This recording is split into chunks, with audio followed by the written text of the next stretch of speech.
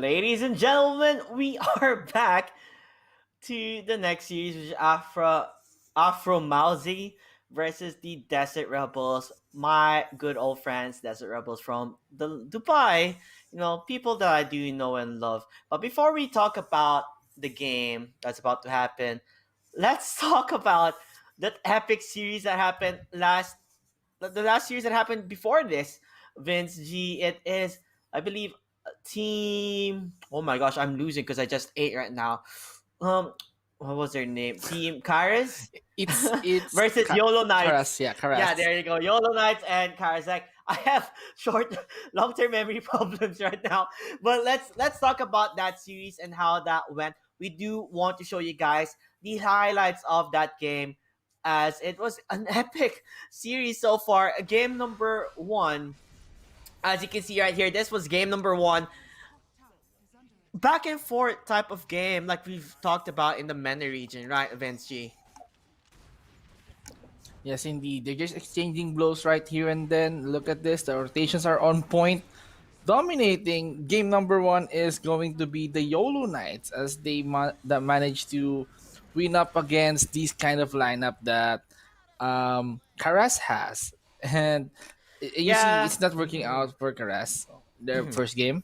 Uh, Yeah, but this is not really the first game though. I believe this is the second game because it Oh, is the tiny Shin, right? So they had the oh SF and yeah, Jaw yeah, yeah, yeah. Ranger in game number two, and this is game number two. It was going in favor of YOLO Knights. It almost looked like it was gonna be a 2-0, but at the end of the day, due to the mistakes that they have made, even if they had the better draft, This is they one. did not be. They weren't able to capitalize what they had in an amazing eye shorts and a continuous damage coming from the shadow. He made it difficult for them to get back into this game.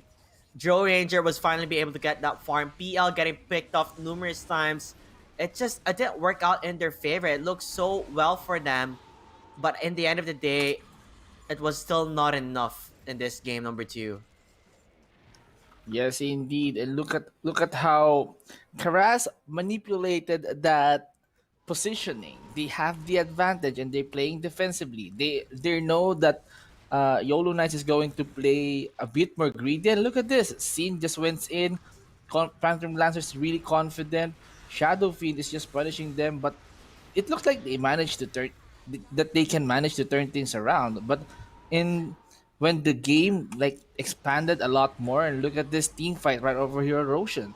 It's like really messy. Look at that That more timer was skill shot the up. first mistake. That was definitely the Yeah. first mistake for them. It's not even the first mistake. It's also a major mistake, which was a predecessor on what happened next. They just continued tumbling down, pickoffs after pickoffs.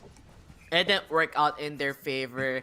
As much as possible, Mo tried his best here to win this, but it was not enough. It was really not enough, and it didn't go well in their favor at all because of what just happened.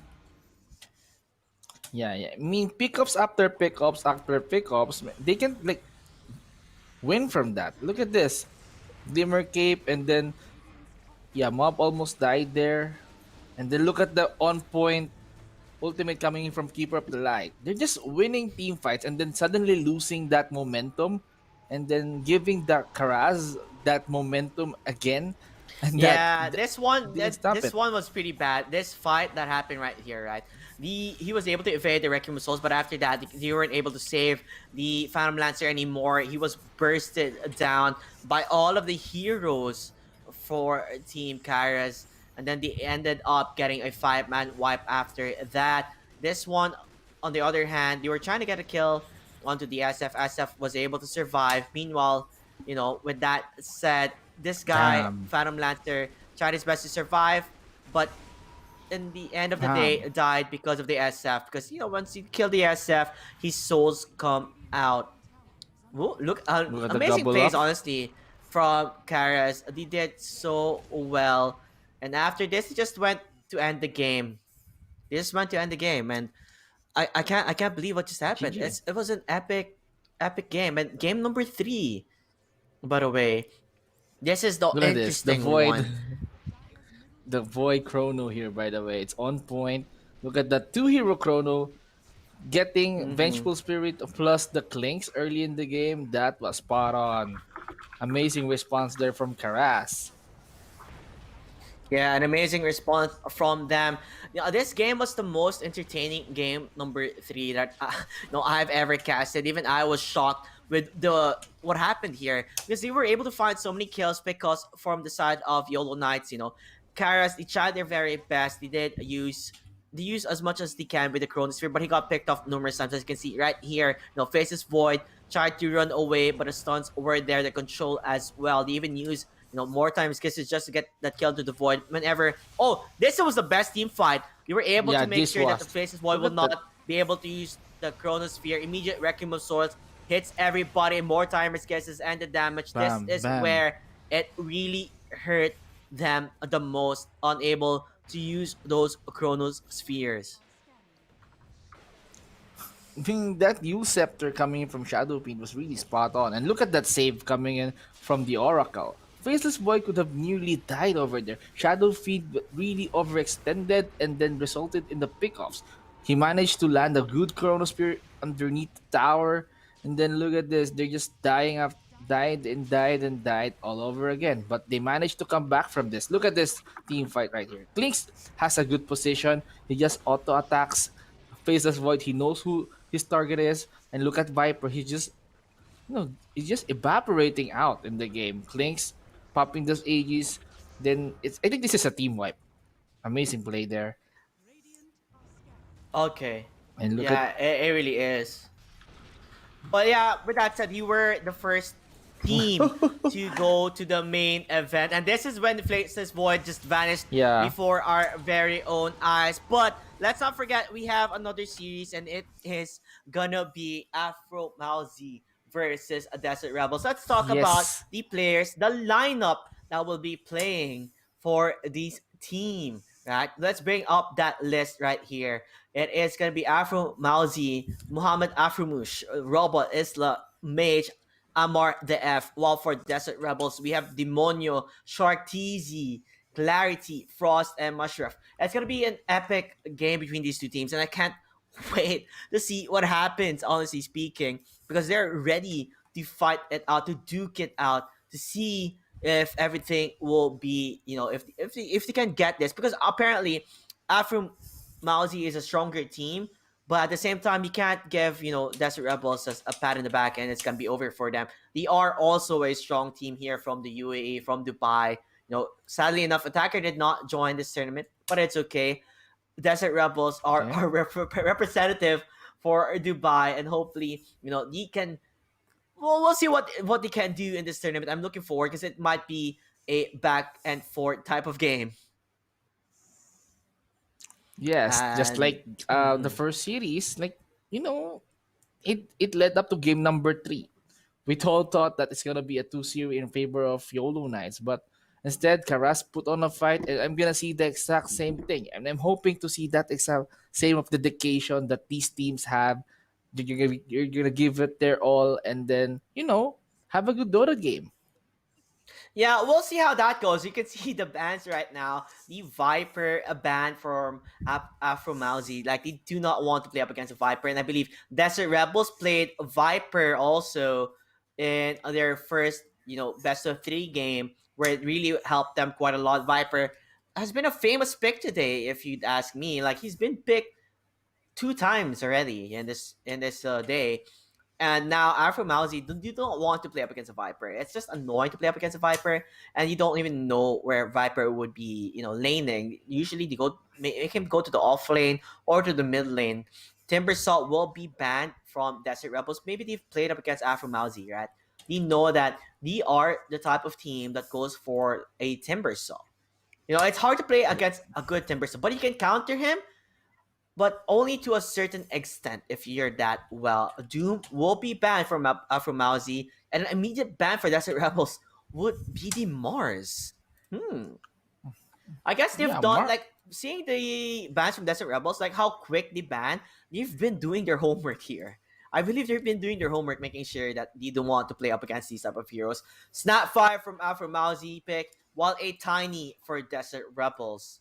Fast we're having a very quick drafting phase here. Slardar pick immediately with the Snapfire. This is gonna be your dual lane, I believe. The Snapfire Slardar combination. If you're running Mm-hmm. away, they have the Fire Snap cookies to to chase you on. They also have the Bash of the Deep and the Slytherin Crush. So overall, they have a lot of control with these two heroes. While on the side of the Desert Rebels, you have the Tiny. A Tiny can be the mid lane, the off lane, or the support no matter what you want him to be. We've seen Shin and the last series that we were talking about with Tiny. He did well in the laning phase. It's just that his targeting during team fights, he wasn't targeting the right heroes. But for Desert Rebels, I believe they practiced this Tiny quite a lot of times, so they know how to use him to his maximum potential. It's quite a famous pick here in Dubai, actually, the Tiny pick. Yeah, indeed. Because we know the potential of a Tiny. He can go in, initiate a team fight, just tossing enemies near them and then converting it into pickups. And now they managed to pair a Tiny with a Wyvern. Desert Rebels, I think they're gonna be going with the toss out.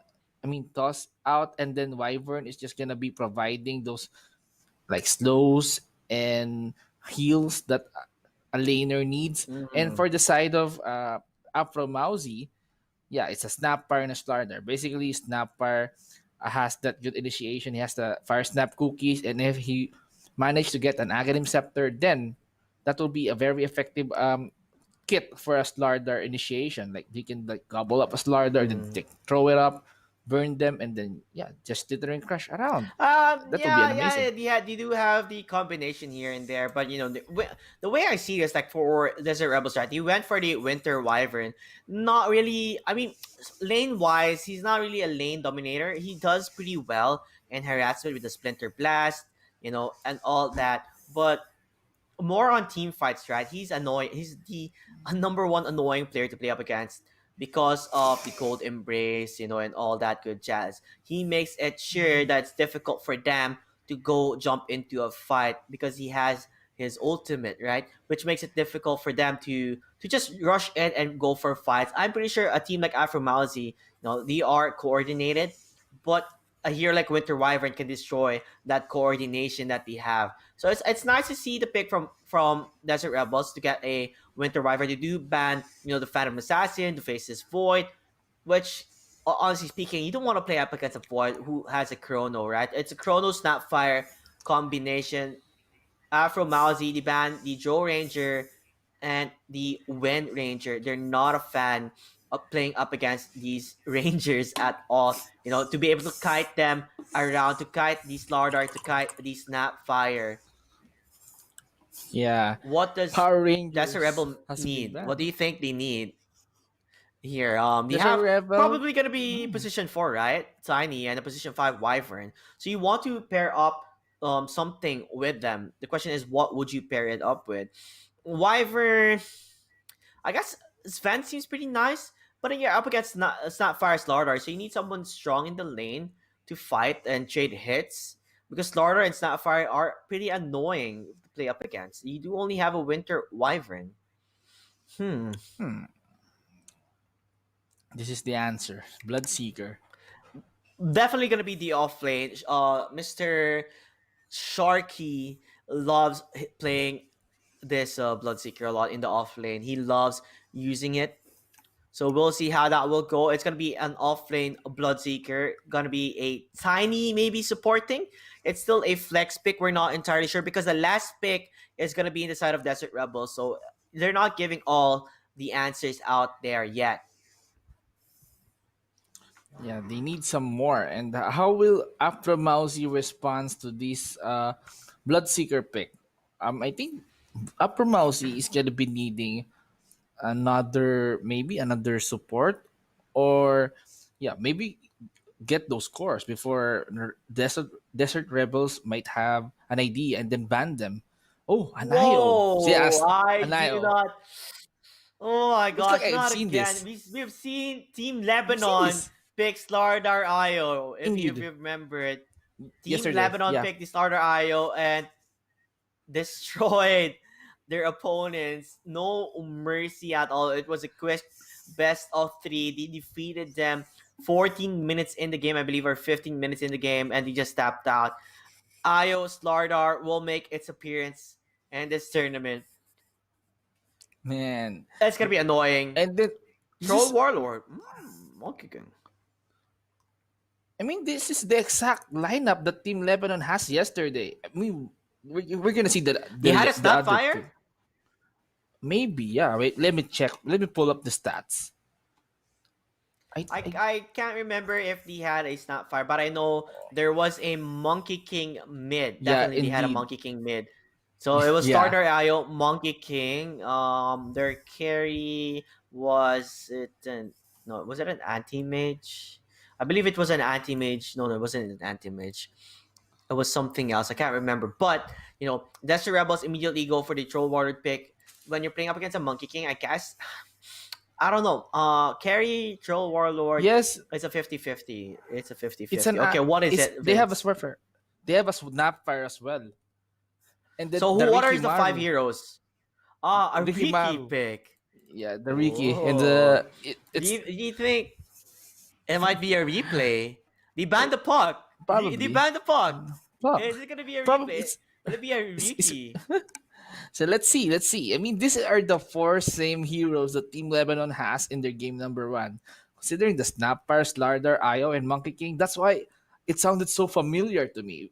Seeing the Snapfire, Yeah, I mean, Slardar. like, when I saw Slaughter IO Monkey King, I'm like, wait a minute. Wait, Wasn't wait. that Team Lebanon? Hello? Yeah, But it's yeah, replay. they So do ban the Palk, they do ban the Storm Spirit. I mean, it depends, right? You can't really make Monkey King go mid unless you know who you're laning up against, because Monkey King can be countered quite easily depending on the hero that you have.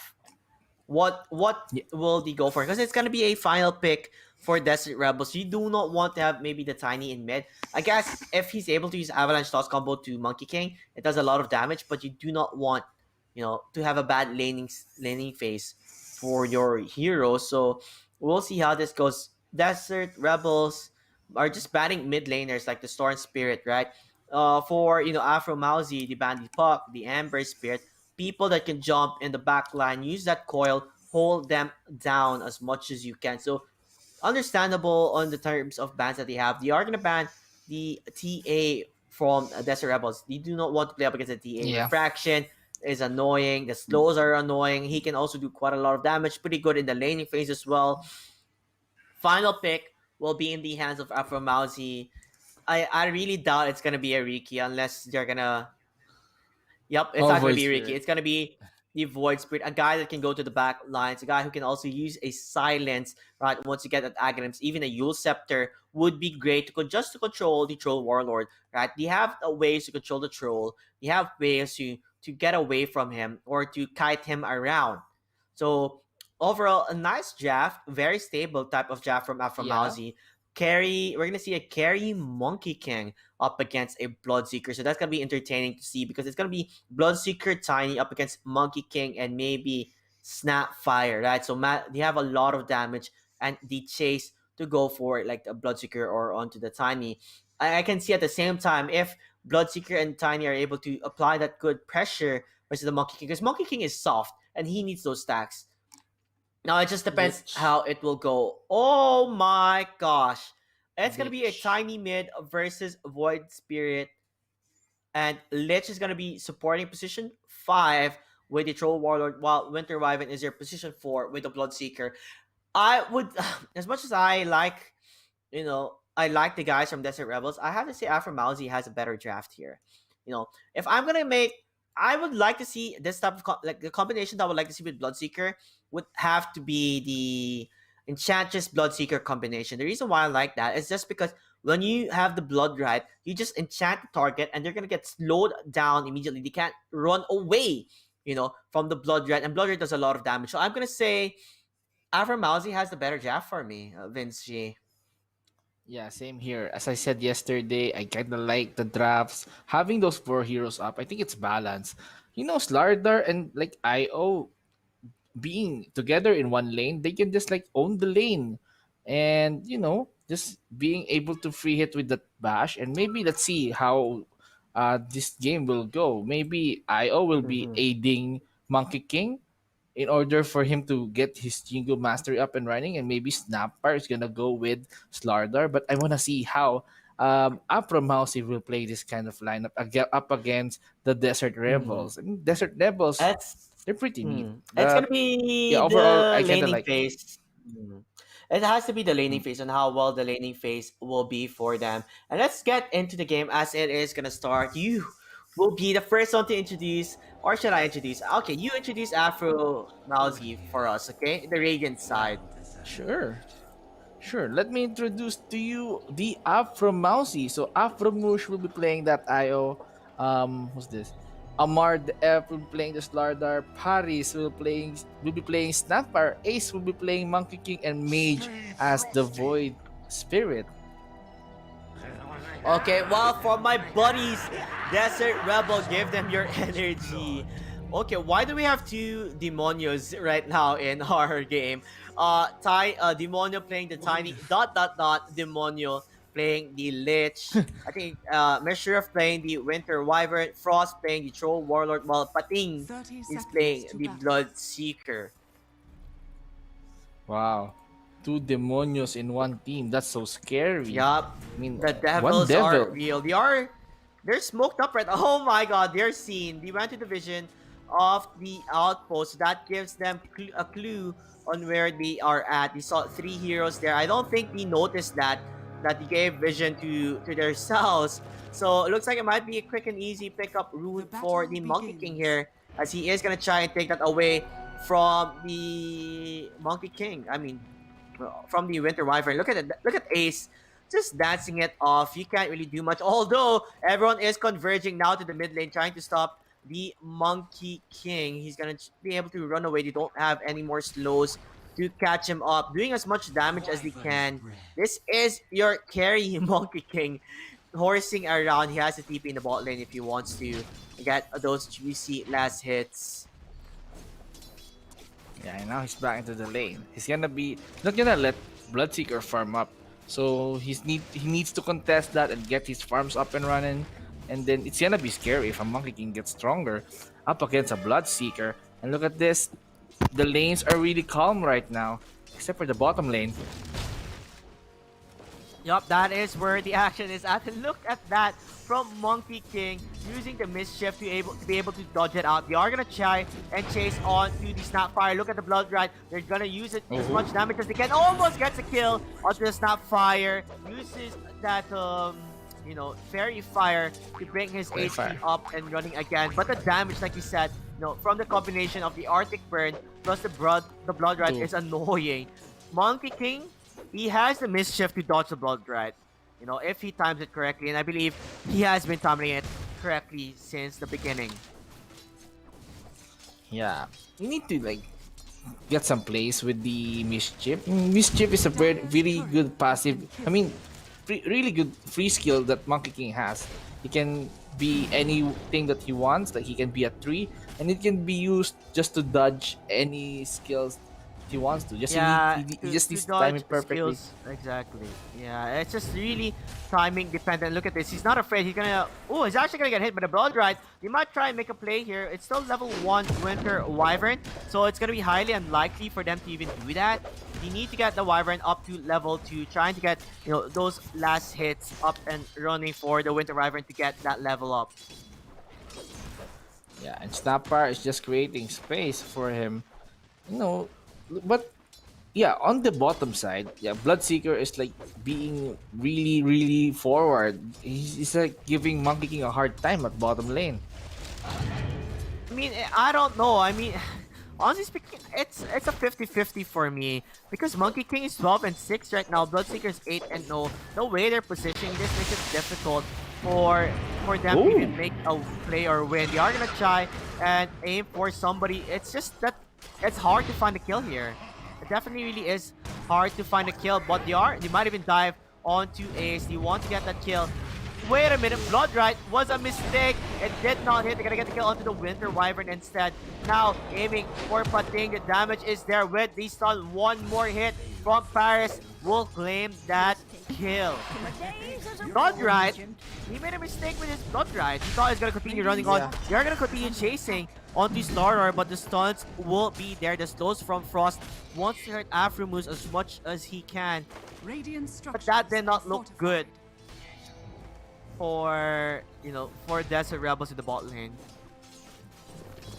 Yeah, it's gonna be a really really aggressive early game from the the Radiant side since they have the advantage right now. But I see how Desert Rebels play aggressively, but it didn't turn out in the end. They're just giving Afromawzeh some ample room to farm, and then bottom lane they need to like come up a bit and just think of things. How will they engage with the Monkey King later on? Exactly. Although, what I'm thinking about here right now is that we've been talking about the other lanes. Mid lane so far, Mage 27 and 6 Mage. compared to the Tiny 19 and 2.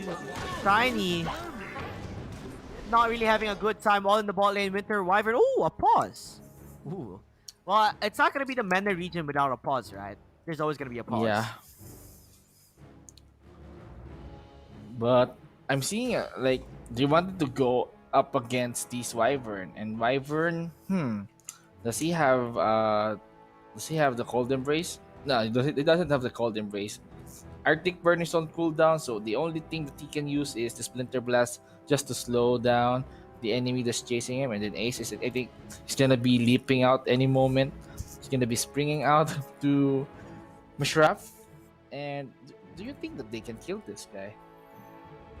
Yeah, I'm pretty sure they can kill the Winter Wyvern. It's not gonna be that difficult at all. They have the burst damage. You have the scatter Yeah, blast. It's gonna be a point blank scatter blast. It's gonna produce extra 50% damage from the 150. It's gonna be painful if you ask me. So highly, he is gonna die. I feel like there's no way he's gonna survive this. Well, I indeed. don't know. Everything's been going good for Look bot. Everything has been going good for Team Afromawzeh, right? They are winning the top lane, they're winning the bot lane, they're winning the mid lane heavily. It's all in their favor. Yeah, it's on how they're good. It's on how good their drafts are. It's like really well balanced. Snapper providing a good support down there, and with the help of the scatter blast, it just slows down the enemy heroes, giving Ace some good time to farm. And what I love about Snapfire is like a range strength hero. Like, aside from Phoenix is the other range strength heroes. He can build like strength items to in order for him to boost his HP and kind of be tanky as well. And if he gets the greaves, maybe if he gets the greaves, then that will be helping the team sustainability. But I think, yeah, Snapper can go rush Aghanims first in order for Mm. Snapper or for Slardar or Monkey King to initiate properly with the gobble up.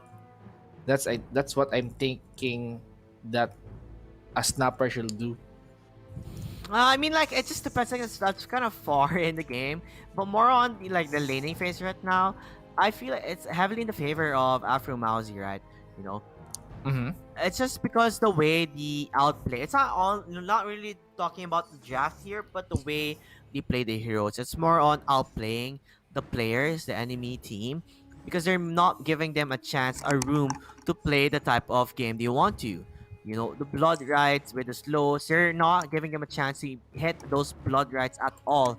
And sometimes when they overcommit, it doesn't work out. Now, for the mid lane, the Tiny versus the Void Spirit, you can tell that the Tiny is having a difficult time. He could not even win in terms of last hits and trade-offs versus the Void Spirit, and Void Spirit has Resonant Pulse and Ether Remnant only. Like, he's timing his skills correctly. He's making sure that this Tiny can't step into his territory, cannot step to get those last hits, as it is currently 28 and 6 versus the 19 and 2. While on the top lane, he Slardar Wisp, right?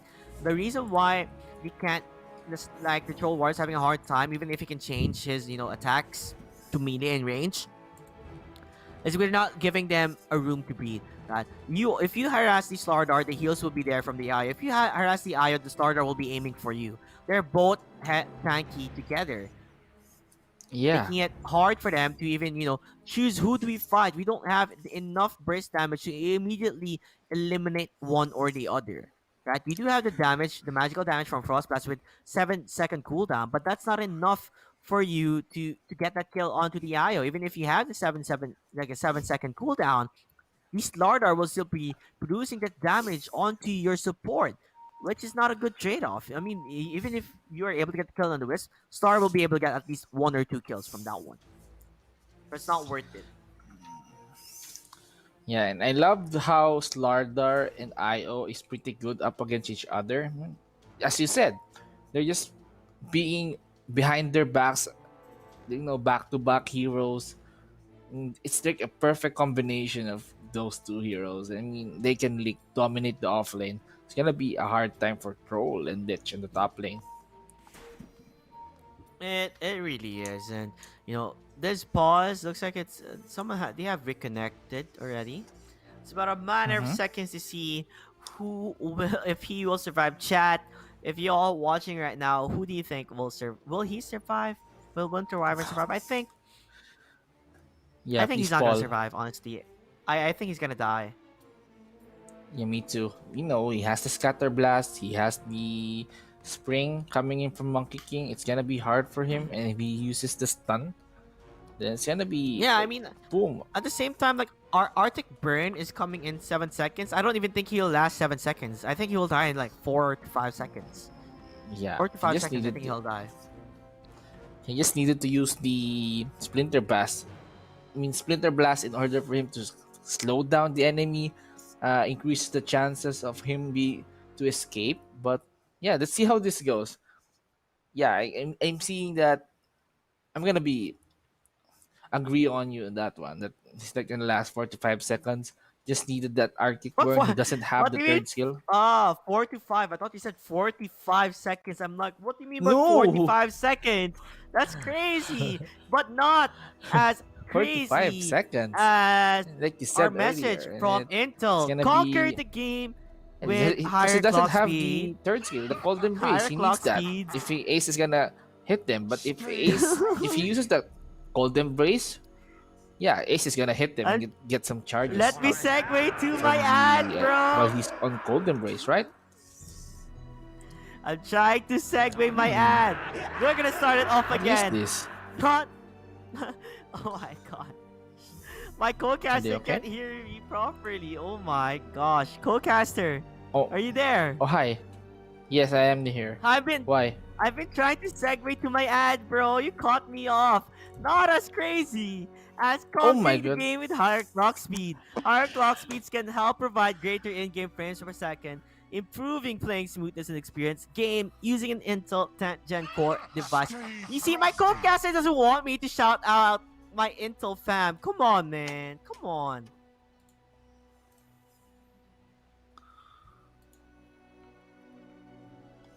Hey man, you're not talking, or is this gonna be another No, ad? no, no, no, no, no. I'm not talking anymore. It's just me Oh saying man. that. It's fine. It's fine. You were too busy explaining the winter wyvern and agreeing to me. I was just saying, as my ad, come on, man. Give me some space, man. Let me do my Sure. thing. I don't know why it's still paused right now. They're not really saying anything. Like they already reconnected. So What is how this? long is this gonna be?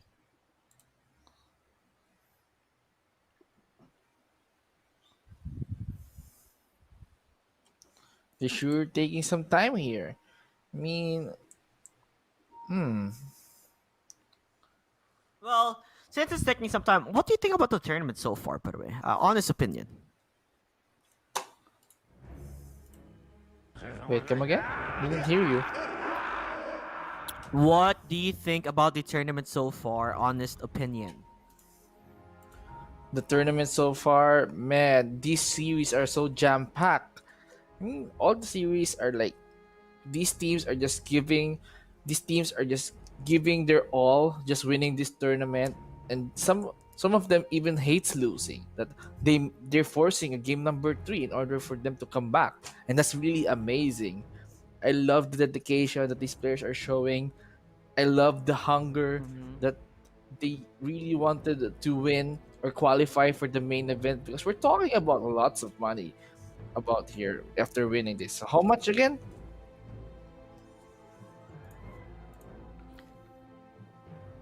Hello? Um. Yes. Hello. Hello. Hello. Hello. Hello. Yeah, I was asking All if right. how much is the Fifty prize thousand pool dirhams. again? Fifty That is a thousand lot. dirhams. Yeah, see, that is why they are so motivated right now in giving their all, and pauses are being utilized very well, and they're just thinking of strategies to come up. I mean, you don't want to lose, don't you? I mean, we're talking about being on the main event So here. much blood.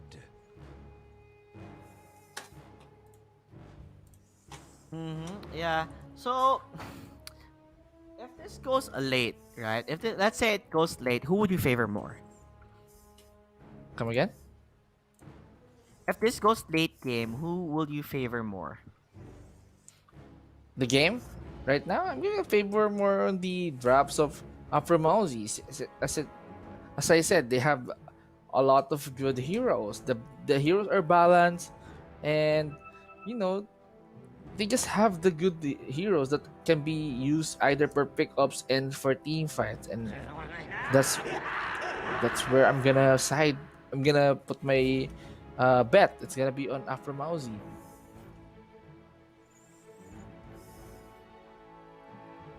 It's gonna be on the Afromawzeh. Yeah, okay. It's gonna be interesting to see what is happening right now. People are disconnecting again. Is it internet issues right now again?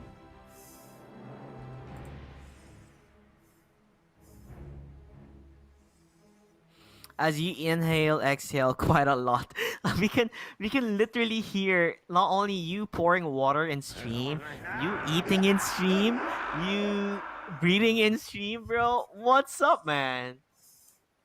You're sharing your Man, entire life in stream right now. I mean, this tournament, like, it makes you thirsty because it's so intense. It makes your mouth dry. Seeing these teams being thirsty for that win, and it makes you hungry seeing these teams giving their all, being hungry for that kills and for that prize pool indeed. And I'm breathing heavily because I can feel the intensity of these players who wanted to give it all for that main event. Okay, okay.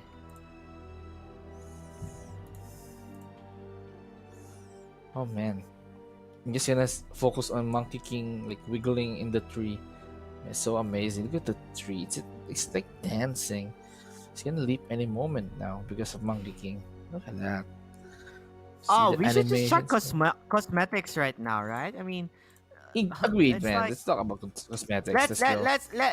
let's rate the cosmetics right now. I don't know if we can move like in the game. I don't think we can, but Yeah. we'll just talk about Who? cosmetics.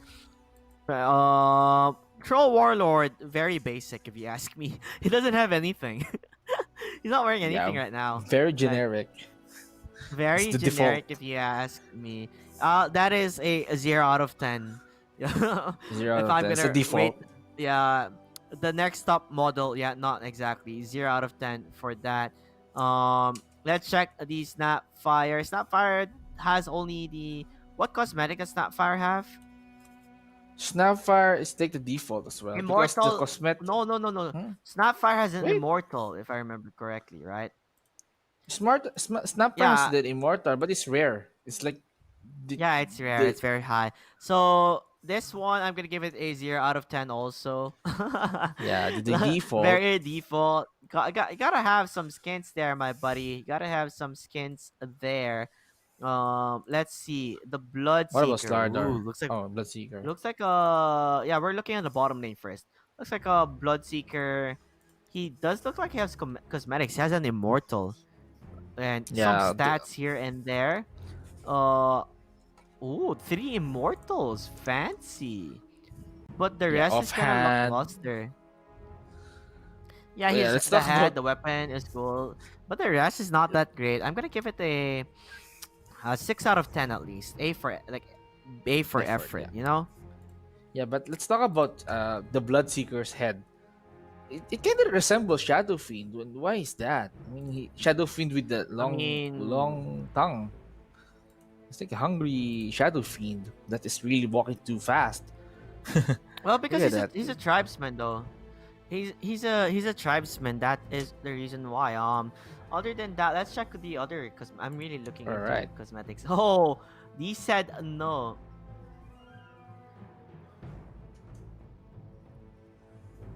What is happening? Can you wait but we can give 10 minutes more? Ah, that's why they said no. Okay, because you can give Aww. more. Sportsmanship. Ah, sportsmanship. Amazing people, Amazing right? play. Amazing play Yeah, there. exactly. Sportsmanship. Well Winter played. Wyvern Immortal. Okay. Is Yeah, it the the Winter helmet. Wyvern set?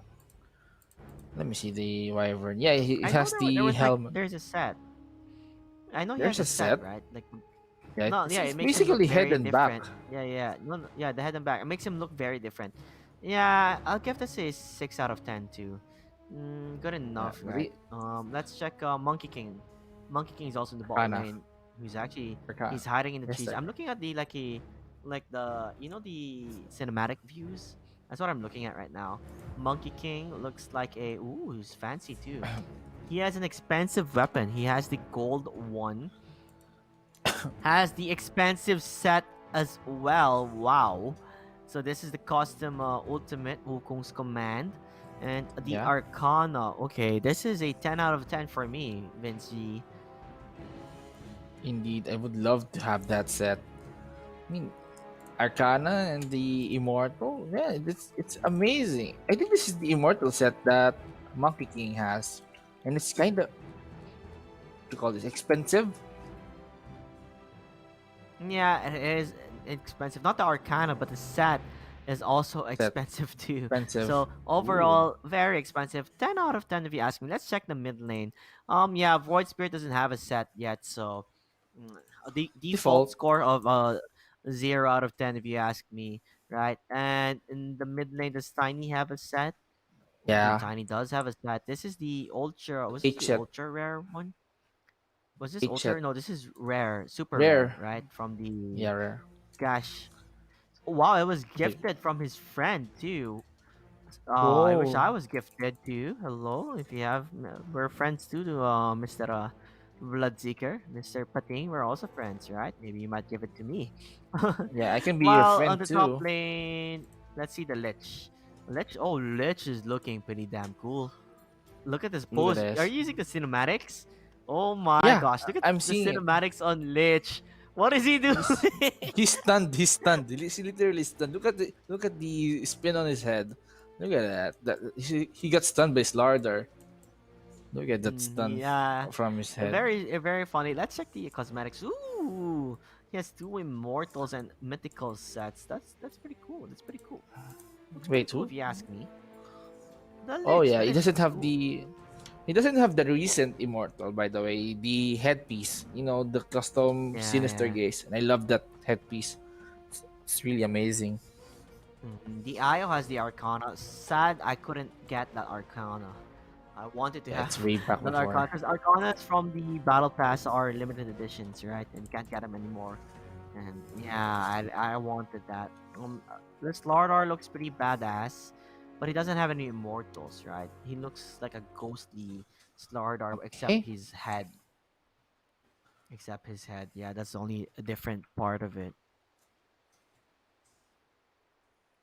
But yeah, let's since it's gonna take some Mm-hmm. time before we figure out when we are There you gonna go. start. Let's just go watch some replays and chat right now. Yeah, to see to be entertained at least, because you don't want to look at a pause screen for far too long. So here are the replays. This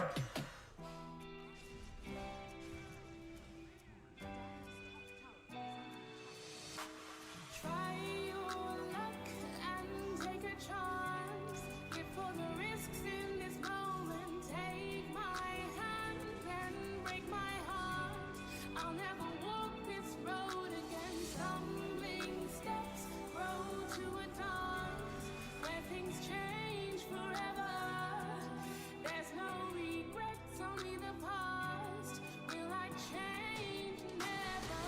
So swing me around, take me down.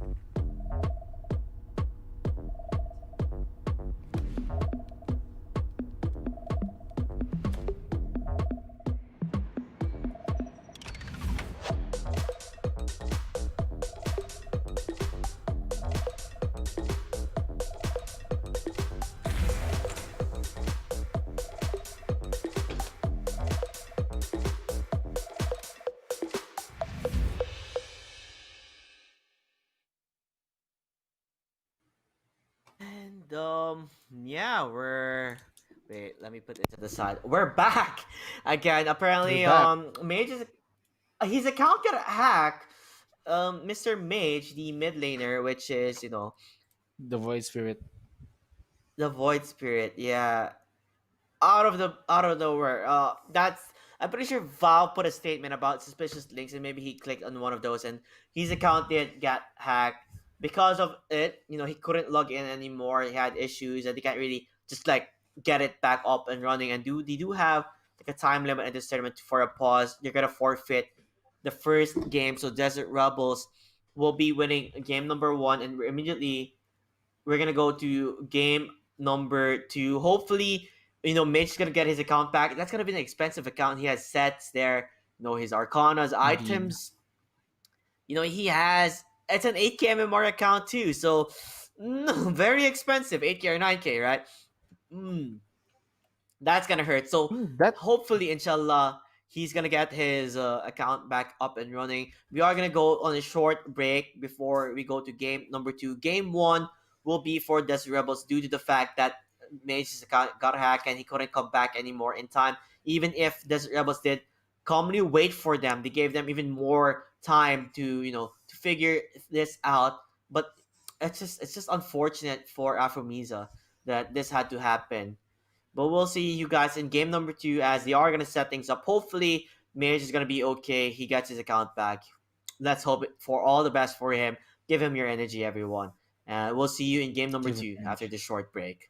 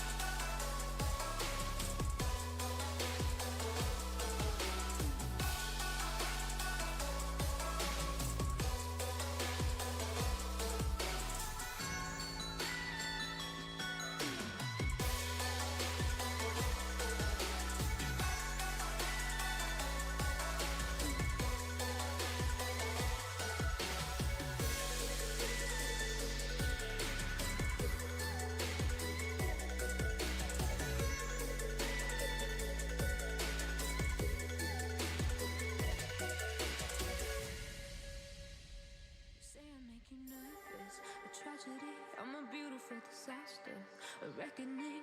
You wonder how I got this way. You think I'm someone to be saved, someone to clean up and tame. Oh, some things never change, never change. Oh,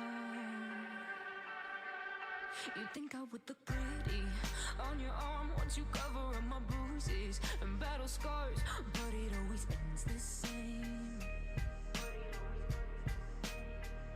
Can't bear the things I've had to face, got you crying on your knees in pain. Oh, some things never change, never change. Oh, you'll break your back to make me feel again, suffocate to make me breathe again, lose your mind from endless pain. Some things never change, never change. Oh, redemption never came. I stopped asking for forgiveness, cause you should know only fools tread where the angels fear to go, but you keep trying to get too close. Save myself by turning into stone, so save your judgment cause you just don't know. But some things never change, never change. Oh, they say I should feel guilty and change my ways, leaving crumpled bodies in my wake. Swear I didn't mean to make them break, swear I didn't mean to make them break. But they're so delicate and so mundane, and they keep coming like a moth to a flame. Oh, some things never change, never change. You break your back to make me feel again,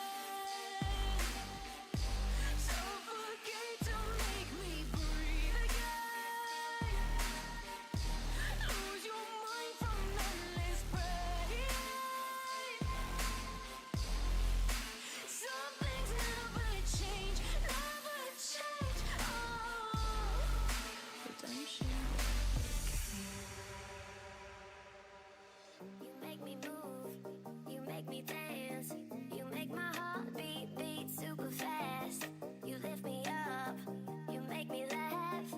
Baby, you're the best I ever had. You're the best I ever had. You're the best I ever had. Best I ever had. You're the best I ever had.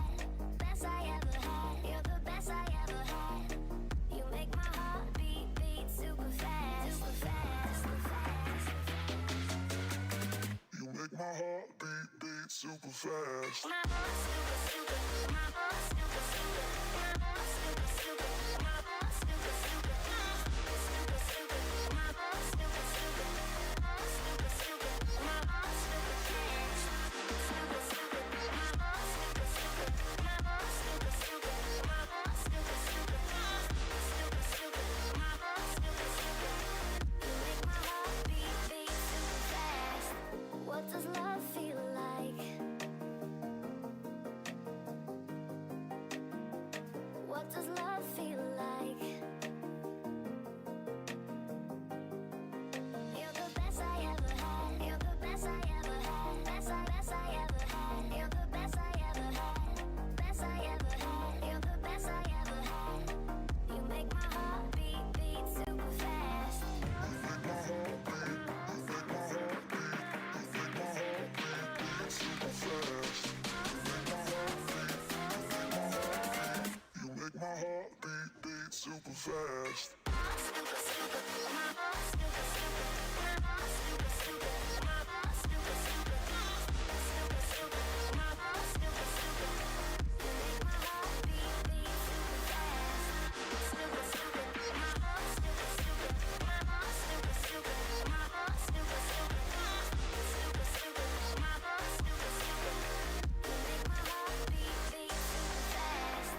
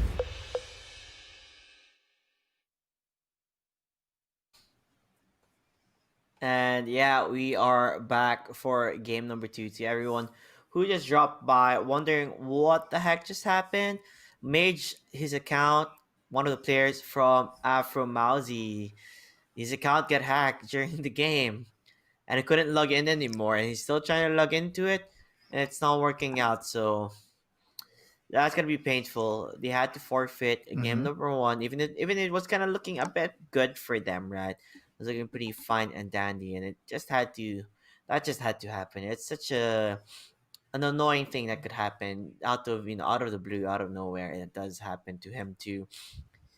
Hopefully, he'll get his Yes. account back. We'll see what will happen. Although, let's just talk about what to expect in game number two. I mean, if it was a free win for Desert Rebels, they need only one more win to to to get to the main event, right? They need one more win to Yeah. be able to qualify to the main event. The question is, right? Will they have what it take to win this, right? To be able to end it 2-0. Because in the first match, they Yes. were being heavily outplayed. They were being heavily outplayed, hands down. Afromawzeh, they won all of their lanes, making it difficult for Desert Rebels. So hopefully this game we'll see if they got what it takes to bring out these juggernauts, because not only is Team Lebanon one of the strongest teams in this tournament, we also have Afromawzeh, who is also a strong candidate. Usually they go head to head in the MENA region quite a lot. So they've known each other for a long time too. It's gonna be entertaining to see how well it goes between one of them.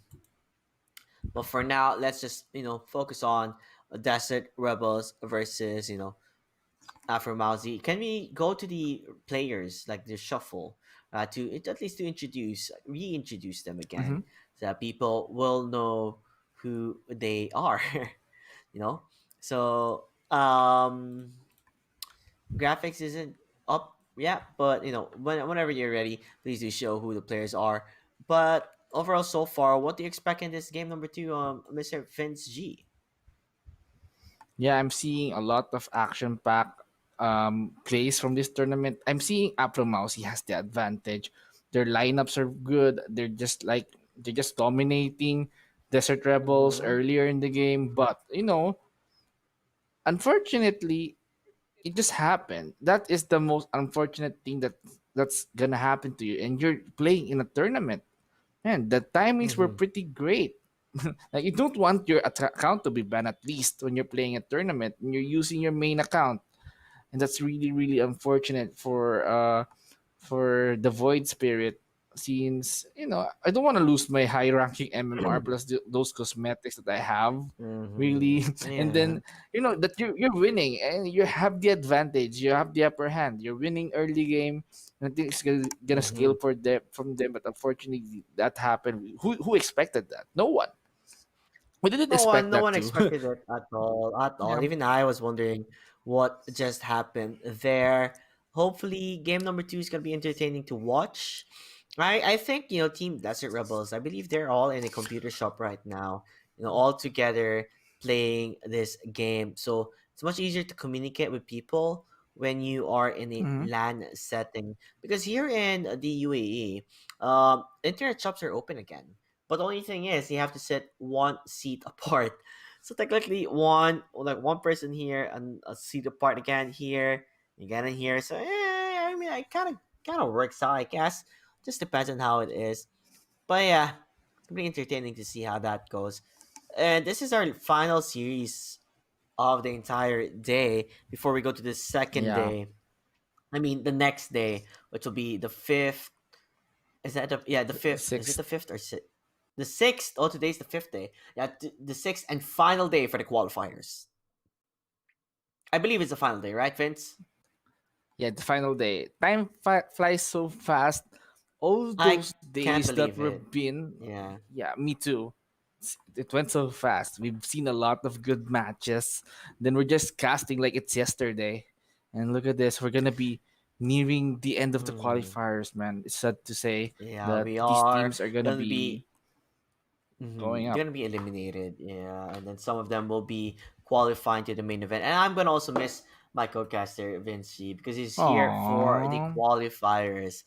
So mostly you're just gonna see me, Mr. Caster JT. You can follow me on twitch.tv/caster JT. Might as well shout myself out, right? And shout out to you, Vince G. You can also follow him in Twitch. He doesn't really stream much in Twitch. He mostly streams in the Nope. Facebook. So Vince G is his Facebook page. So please do show some support there. Throw your shawarmas at him. Call him Habibi and all that good jazz, right? Habibila. So Habibi. yeah, if you wanna watch my streams too, you can watch it at twitch.tv/catchjt. Stream mostly Dota 2 or Phasmophobia or any type of games. Shouting out myself, but the number one thing that we should never forget to shout out would be our sponsors. Conquer the game with higher clock speed. Higher clock speeds can help provide greater in-game frames per second, improving playing smoothness and experience. Game using an Intel 10th Gen core device, right, Vince? Right, indeed. And I would love to have those Mm-hmm. 10th gen Intel processors, laptops with me. It Mm-hmm. will it will make my work faster. It will make my analyst work faster, and I can feel it. I can do multitask at the same time. I want that in my Mm-hmm. life. Intel, please be in my life. Yeah, exactly. And we'll see, you know, in this game. Do you have anything else you want to say out while we're still in a long kind of ish section before the game starts? You have anything you want to Yeah, say? yeah. I wanted to say that those who watch, those who supported their teams, and those who watch from their homes, thank you so much for lending your time and viewing us just to cast and just doing some Dota games up. And if you're supporting your team, thank you so much because you didn't like you just gave them all your support. And yeah, I just want to thank everyone, even the production, even everyone, the organizers as well. Mm-hmm. Yeah, we've been doing this for the past 5 days, and we're gonna be heading to our last day tomorrow. Everyone did a really hard work. Everyone is doing everything that they could to like provide a top quality production and Mm-hmm. quality. You should shout out to them, and they're just dedicating everything. They're not even sleeping just for you guys. Thank you so much. Yeah, exactly. Like a big shout out to everyone who is the back ends of the stream, right? The admins, the referees, observers, the production team. Thank Yeah, you to everyone indeed. who are really putting all the efforts into this. As we do have hiccups here and there, but hopefully, it gets better from here, right? It's just the beginning before we reach the main event. Man, I mean, this is like so fast. I'm gonna miss this. I'm Well, gonna you miss still have this one more event. I'm day, gonna miss the live. bro. You still Yeah, have one one more more day. I day, just and want. we'll I we'll might not see say you in it chat tomorrow, but still, I want to say it in right? advance. Oh, okay, I want to okay say it. then. Okay, fine. I'll let you see it. Yeah, feel free to do so. I'm gonna miss you, man. Aw, Oh, you're gonna miss the look stream. at me. You're probably gonna miss chat more or less, but you know what? Indeed. You're gonna be okay. You are gonna be okay because why are we gonna be okay? Drum roll, please. We are finally gonna start the draft as it is down there on our screens. How you doing, draft? How you doing? Man, um, this is interesting. I think Continue. yeah, Desert Rebels have the idea on how Afromawzeh do their drops really well. So they're going to be very cautious. And Desert Rebel removing the Mars. We Mm-hmm. all know that Mars is very effective off laner, like a setter instead, because of the low cooldown arena of blood. You can just like you just wait for the arena to cool down and then do some pickups, and that will be really useful. You just needed a dagger to Mm-hmm. initiate, and that's it. That's why I understand why Desert Rebel hate Mars so much. Plus the Timbersaw pick, another offlane Mm-hmm. removal. I mean, it's the same bands coming from Desert Rebel, right? You went for the Mars band, the Timber band. Now they Yeah. also went well for Afromawzeh. The only difference is the band is not fire because they're not first picking anymore. So it's the Viper and the Snapfire band immediate pick, which would be the Lena. Desert Rebels really love their tiny pick, I guess. Because it can be used as whatever you want it to be. Yeah, and I mean, Tiny is like a very versatile pick. It's a flex pick. You don't know where are they gonna play Tiny. Are they gonna play it mid? Are they gonna play it uh or as a support, or maybe play it on off lane? It really works. Having the Tiny first pick, you're just gonna add confusion to the drafts of the enemy team. And yep, Afromawzeh just answered that with the Lina pick. Lina, another flex pick for me, since like Lina can mid, Lina can play support. He's just really annoying. This Lina right here, the attack speed whenever he casts his spells, plus the Laguna Blade burst and the stun, the LSA stun. They need that. Mhm. Yeah. So anyway, the thing with Linus is you can play her position 4 or mid, right? So it works both ways. And again, the Lich. They love picking the Lich. Huh. Yeah, Lich pick. Lich pick is, I think, yeah, they just wanted that Lich because of the Sinister Gaze plus the Chain Frost. I mean, plus if they wanted to like Mm-hmm. go dive in, they have the Frost Shield, which is really effective on slowing down enemies, and Afromawzeh step up with the Sand King. Yeah, they are gonna go for the Sand King pick. So this is a Lina Sand King. Could be a position 4 Lina with a support. Oh no, I mean an offlane Sand King. So stun into the stun of the Lina. The thing with Lina, she has a high attack range, which is wonderful. You know because she can out harass the offlaner or the support quite easily if you're able to know how to position yourself properly. Well, Troll Warlord is banned from Afro Mousy. You do not want to see a Troll Warlord. Frost was playing the Troll Warlord, and I think he realizes that Troll is pretty good up against their lineup because they're not able, even if they try to burst him down, he still has the battle chance to survive it, right? Spectre and the Yeah, Joe Ranger gonna be banned. One of the, like, I guess Joe Ranger is one of the most picked heroes during this entire event. As the Bat Rider now from Alpha Mousy, another band for them. Band so far is going like not nothing new, right? It's mostly one of the top pick heroes that we see in this tournament. yeah, indeed. I mean, removing those top heroes that we've seen, it's like limiting their hero pool. So they have to adjust their drops even more, and maybe find another hero that then can go along with their drops that they want. So Hmm. yeah, Arc Warden. I've never seen anyone who pick an Arc Warden in this tournament.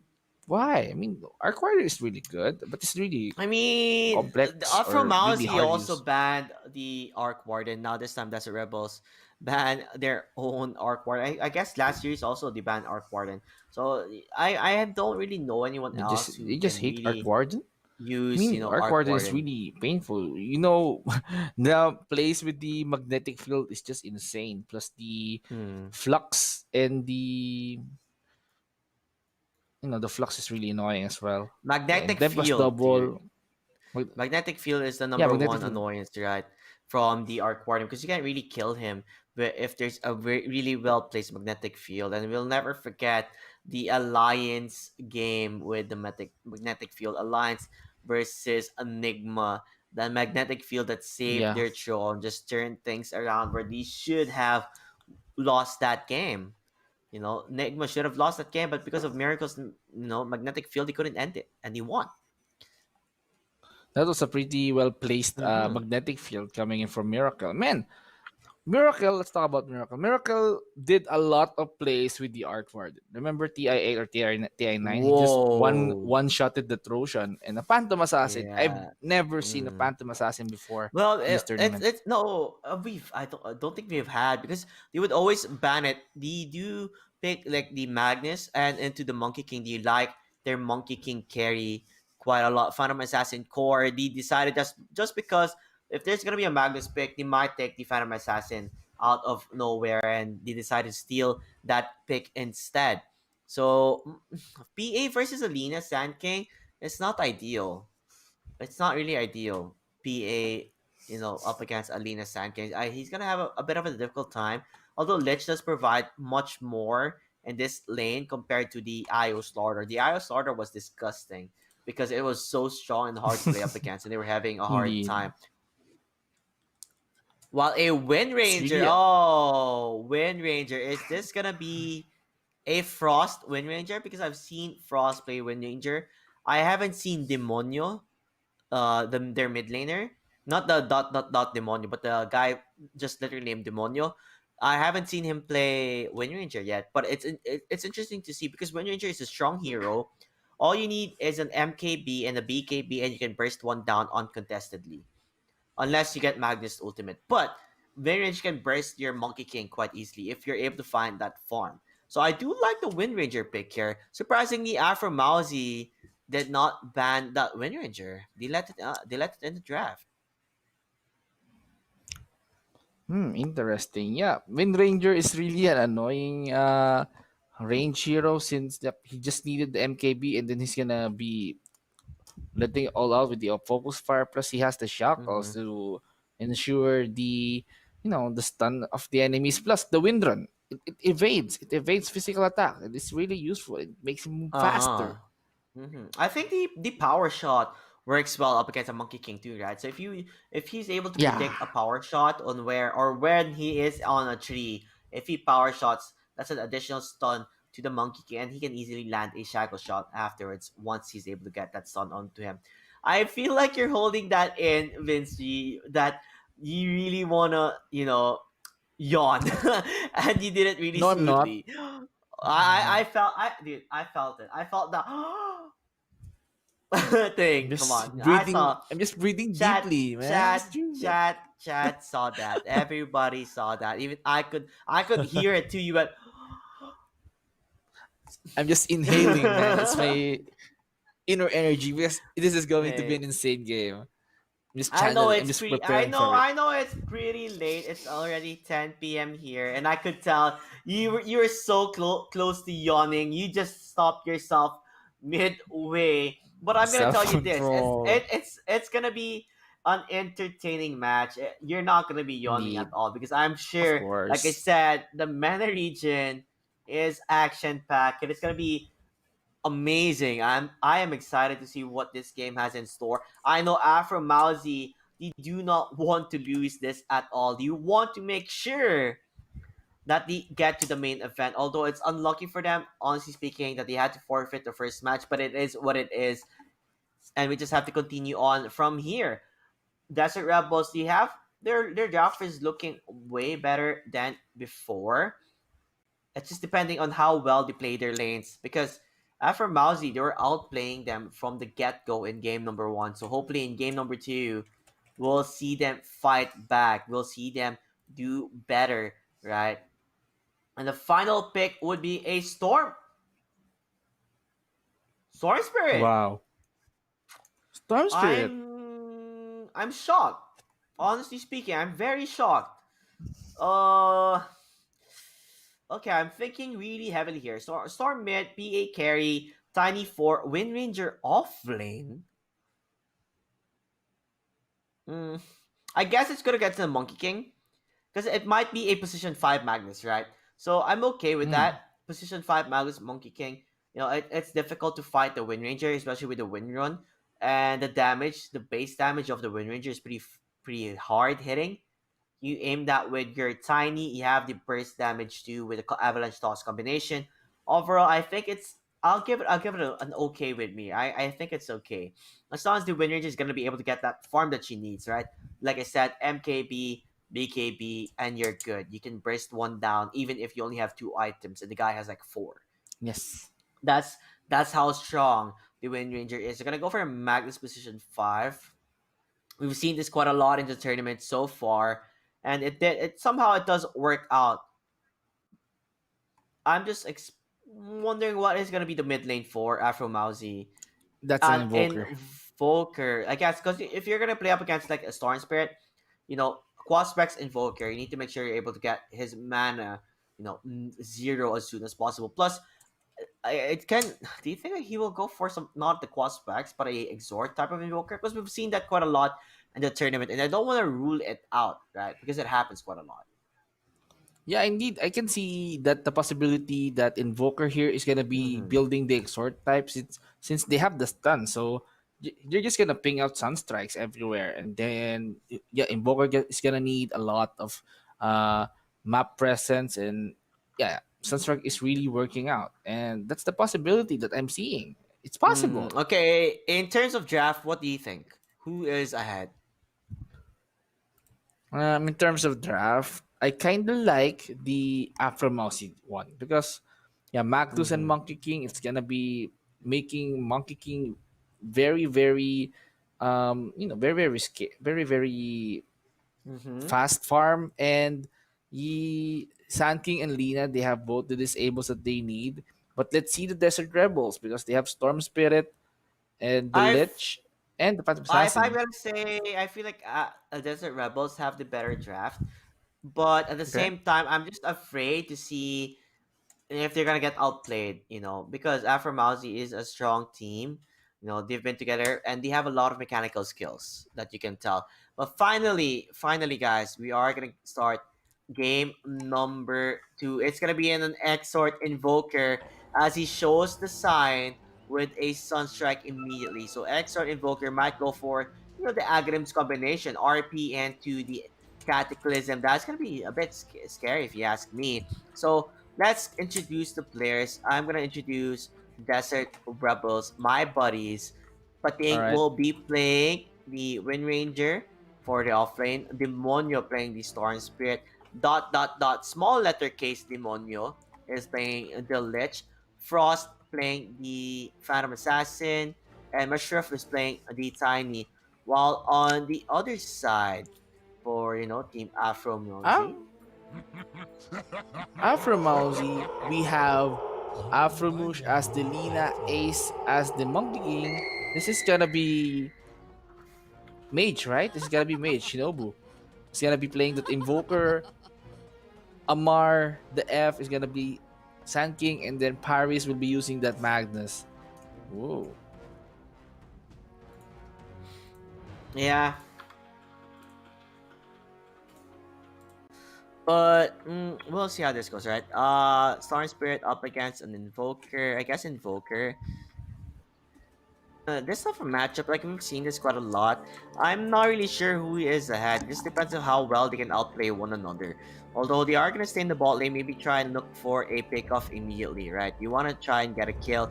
You can see the Monkey King already mischieved up on as a courier for that movement speed.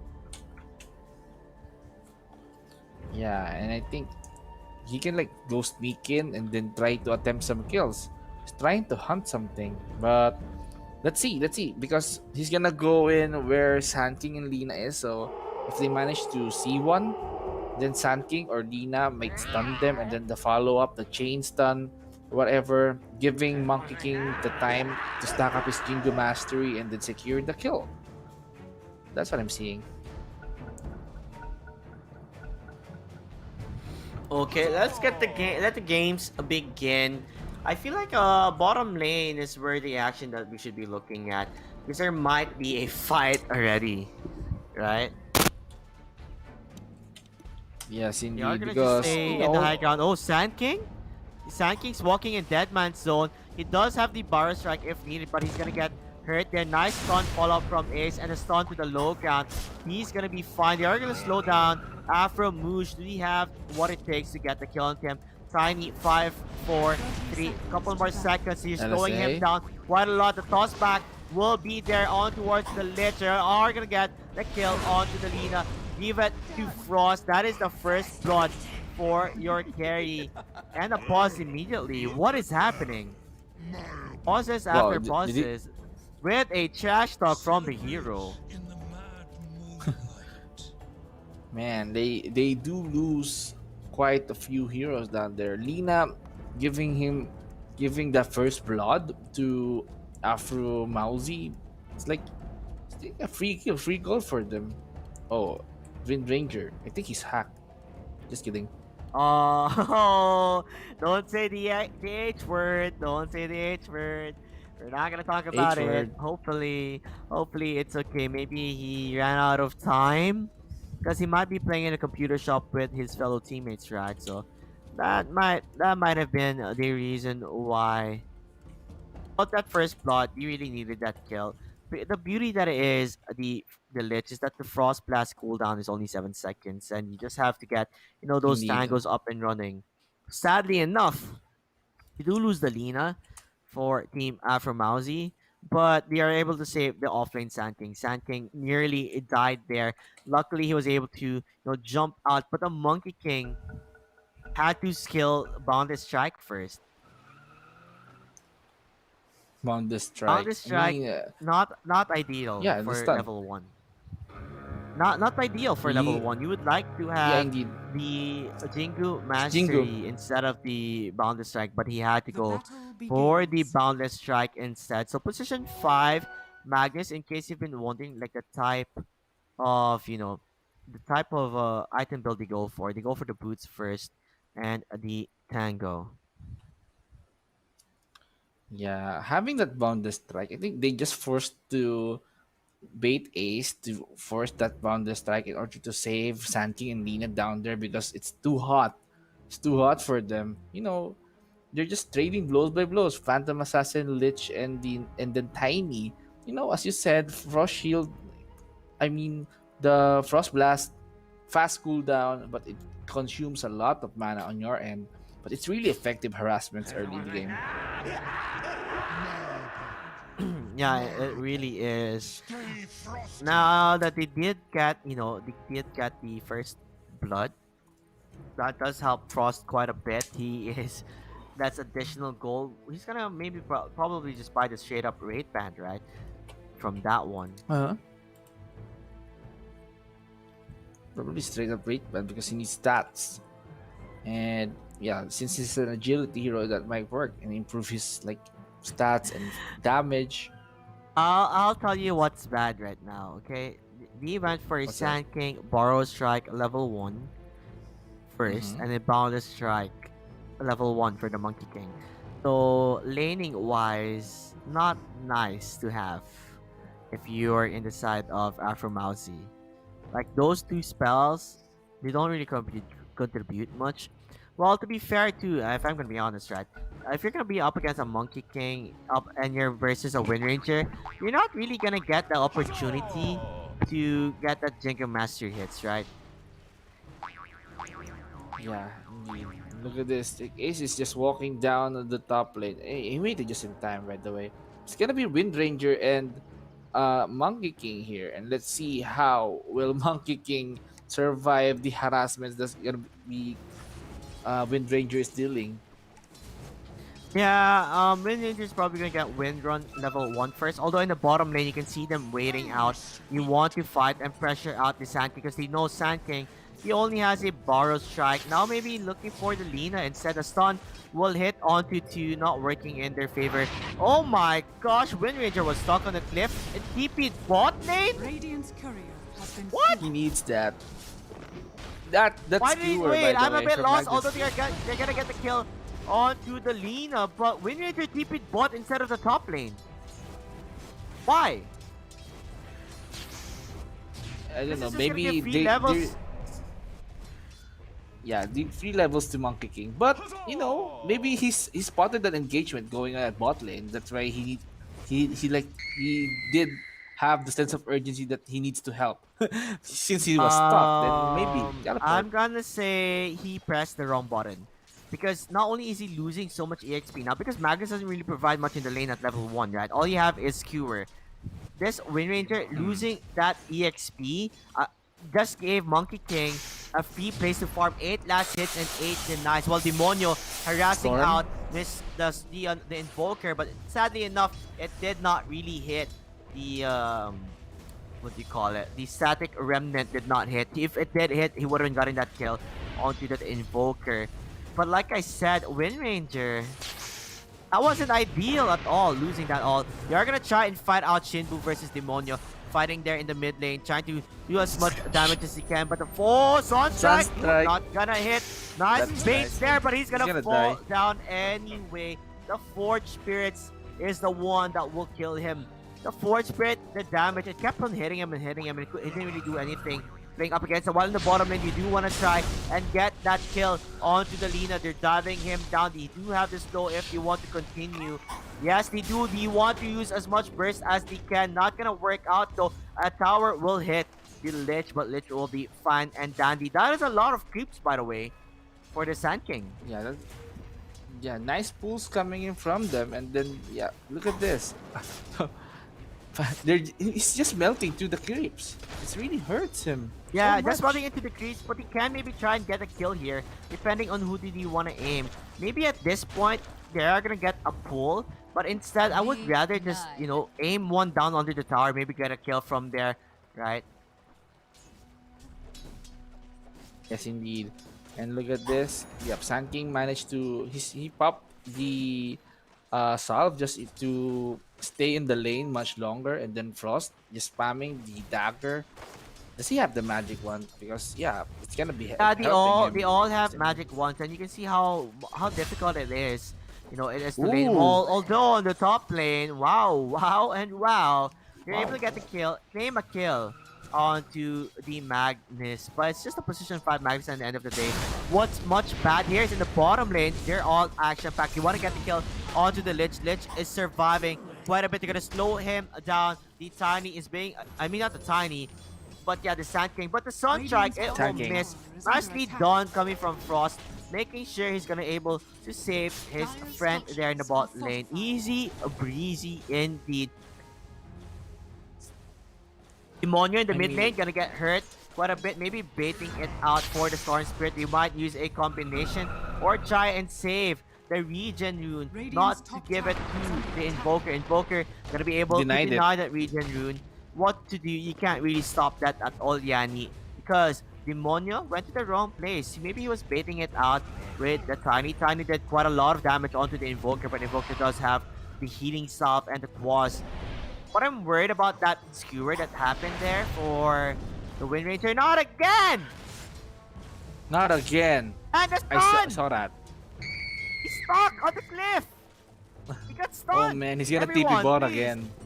Yeah, no, he can't TP. Can we show He Wind stopped his Ranger? TP. Yeah, can we show? He got stuck. We have the toss. We have the toss though.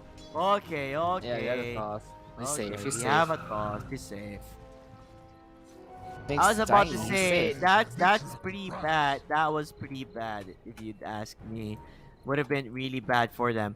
But what I'm worried here is because I was hoping Monkey King will have a difficult time. Oh no. Yep, they're gonna find the Paris. Magnus. Magnus very low HP. Gonna give a kill for the Storm Spirit. He tried to deny himself. It will not be enough. Although Lich will fall down in the bot lane in the hands of the Lina. Yeah. Engagement after lanes after lanes. We've seen a lot of actions here, and look at the bot lane again. They want to make a play on Frost, and look at that music sidestep galore. They couldn't get that hit onto Frost, as Frost is gonna be able to pick it up. But on the top lane, what? Ace. Monkey He got a died. kill onto Ace. Whoa. Yeah. It's working out in their favor, even if the Wind Ranger was having a difficult time. Frost will die because of the Sunstrike. But in terms of what's happening right now, it's fairly even between these two teams. If really only even right Pating now. didn't have that misplay there in the top lane, I think it would have been way better. Yeah, but even after the display, it shows that yeah, we can still catch up. And look at this. With the Wind Ranger play, we're taking down your carry. And look at this. Yeah, they are gonna continue on, you know, applying as much pressure as they can. it's not really gonna be enough. Wind Ranger doesn't have that much mana. Like I said, the reason why Monkey King's gonna have a difficult time is because of the burst damage that they have. And right now, another ward will be denied. Unlucky for them. A killing spree for Ooh, Mr. Invoker getting those Sunstrike. Sun Strikes. The perfect Sun Strikes. They're having a difficult time now here in the bot lane. How do we fight up against this Sand King and Lina? With the Yeah, help of the back-to-back Invoker stuns. being there. Yeah, back-to-back stuns coming in from the Burrow Strike plus the LSA. Then, probably that's what the Sunstrike came. And look at this. Demonio's being harassed right now by Shinobu. Yup, the other Demonio also getting harassed by Afromawzeh. The stun will miss from Afromawzeh. It does have, this time the infused range up to tank it up a bit from the burst damage that the Lich has. They have an observer ward, seeing them down there. As the top lane, Tiny, doing as much pressure as he can. A toss, ooh, he actually tosses a creep. Even if he tosses creep. like Ace there, I don't think that would have been a good call to do. It would have been pretty bad, if you, honestly speaking.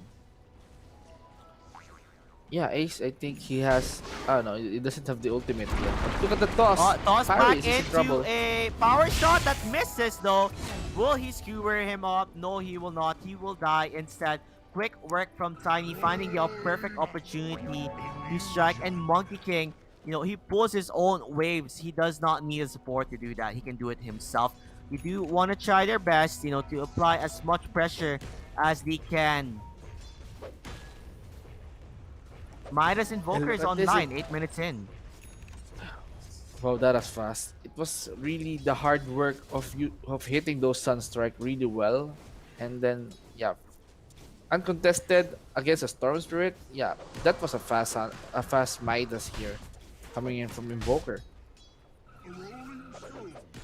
It is quite a fast Midas. I mean, to be honest, how are you not gonna hit your Sunstrikes? You have 2 stuns in a Sunstrike. row to get that kill. You have a stun from the Lina, a stun from the Sand King. How are you not gonna get that kill? Yeah, the perfect combination of the Burrow Strike and the LSA, it really worked. We just have to notify Invoker that there's a stunned unit and then the Sunstrike will come in. That's the plan. That's how Invoker will scale up and farm.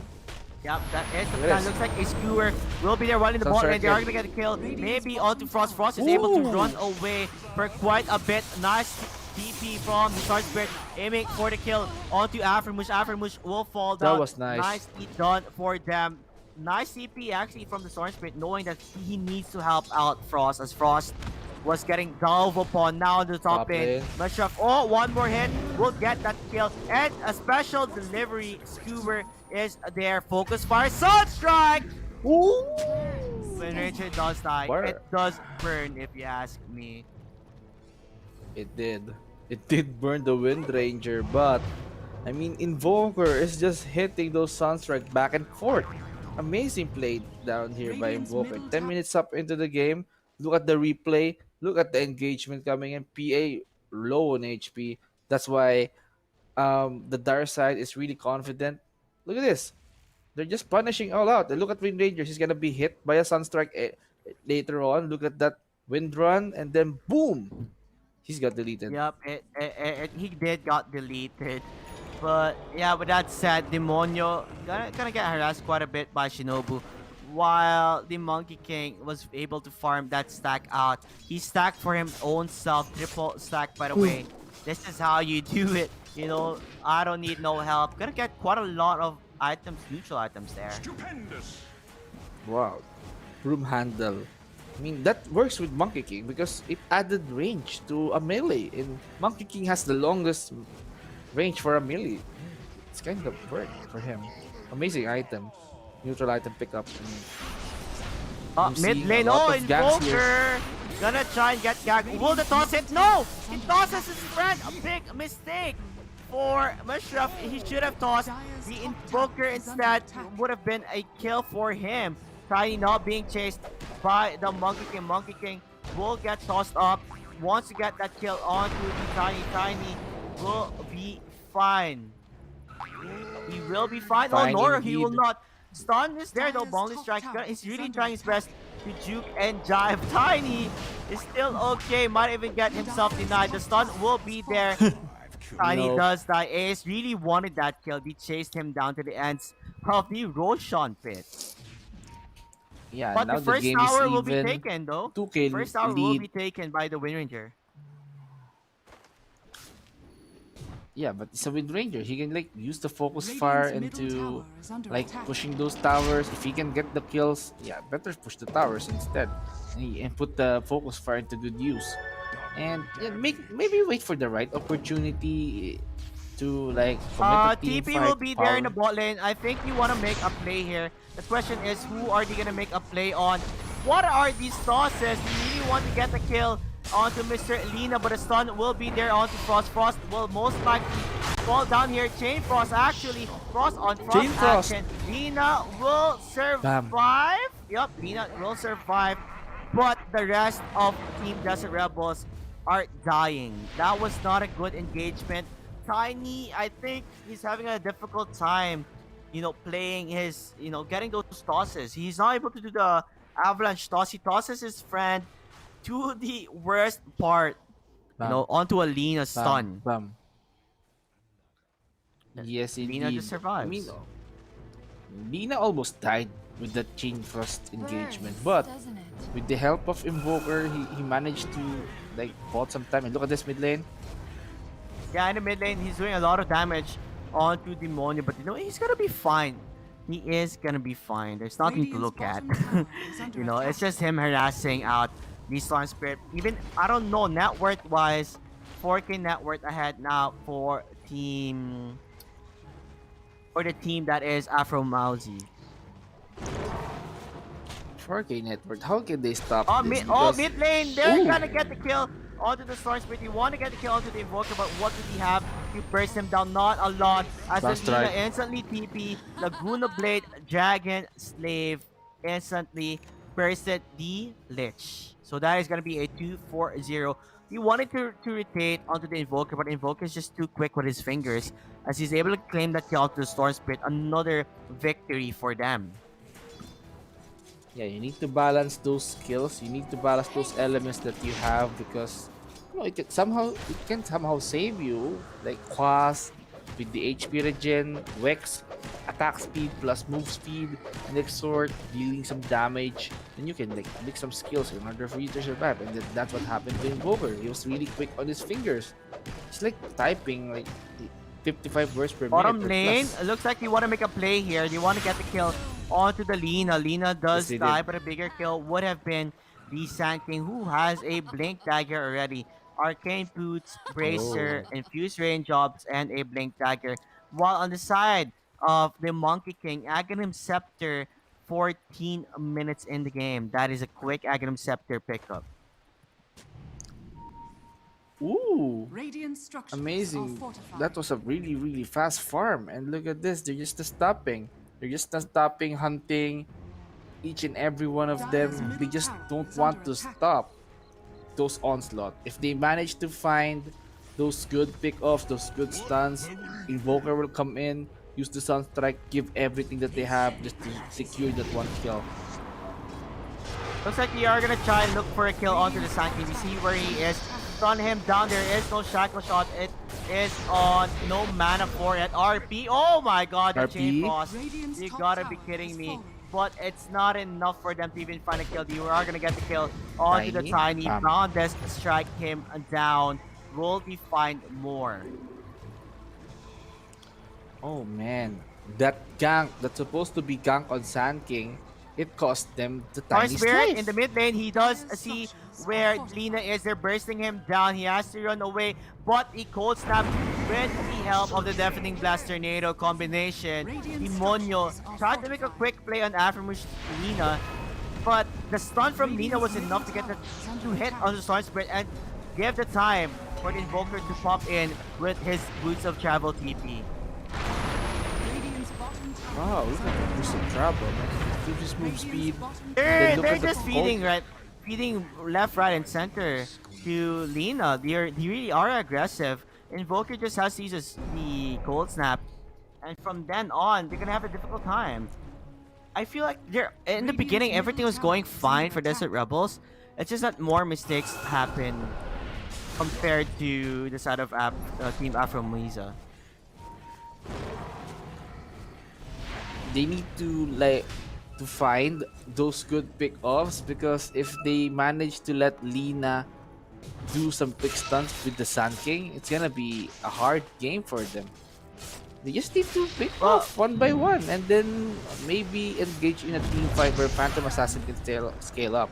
Storm Spirit, on the other hand, is losing to an Invoker every time. Maybe alone or even with a team. He's just being no, harassed so the bad thing here. is, in the early phase, like Storm was doing tremendously well. I'll be honest, he was doing amazing in the lane.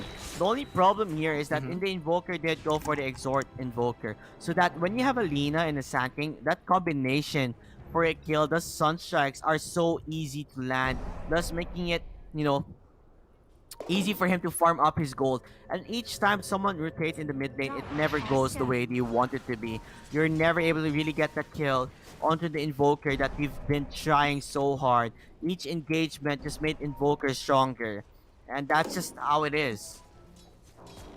Look at this. It just has the drums up. I mean, it can be used to escape or maybe initiate Oh, a the team fight. see But where the Invokers ooh, are gonna jump on him, looking for that kill. Finally, lock him down. That is a godlike feat. 656 gold for the Storm Spirit. Oh, not a pause again. Guys, I hope it's okay. look at this rotation right here.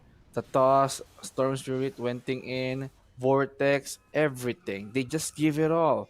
Even planted the sentry wards um just to prevent Invoker from escaping. It really Yeah, helped. from It's the really a Ghost crucial Walk, kill. it did help. What I'm gonna say is Monkey King is going for an MKB and is actually pretty damn fast. He's farmed up. He already has 10k net worth. Gold lead is currently 9k for them already. For the Dire team. I'm honestly speaking. It's just gonna I feel like it's just gonna continue climbing from here. They are in a disadvantage, Desert Rebels. Yeah, MKB, Monkey King, has his own bar. MKB is a really good item for him. And it's just make him farm more efficiently with the bar, and then it hits really well. Yeah, I mean, honestly speaking, not only does he has Aghanim Scepter Rat, which definitely helps him with his farming, well, the empower tremendously helps them. Magnus is rushing, by the way, his Blink Dagger, 2,049 gold under his name, and oh wow, how can Monkey King draw so well in the map? I'm not sure they're doing it Yeah, really I well, love that. but yeah, they're doing so well. Like even I can't draw properly. I don't know how they do that. They did it really well. But other than that, just a pause again. Great Probably draw. internet issues or something. Even if you draw, we won't see it. There you go. Look at that. That's mine. No one see that. No one saw that. I feel Really? no one can see your drawing. Obviously, because I ignored you, so that we don't hear double, right? Anyway, Phantom Assassin almost with the Battle Fury. It's a pretty late Battle Fury if you ask me. 18 minutes in. Usually you try to get your Battle Fury 12 minutes to 13 minutes up and running. But once he gets a Battle Fury, he still needs more items, right? He needs he could go for a Desolator, a BKB. He needs those items to be able to be useful in those fights. Yeah, did they remove Phantom Assassin talent when he have to choose between a Desolator and a Battle Fury? I think yeah, they Oh, just cleave changed it. damage? Yeah. There's no more cleave damage now for Oh, Phantom Assassin. it's only armor corruption.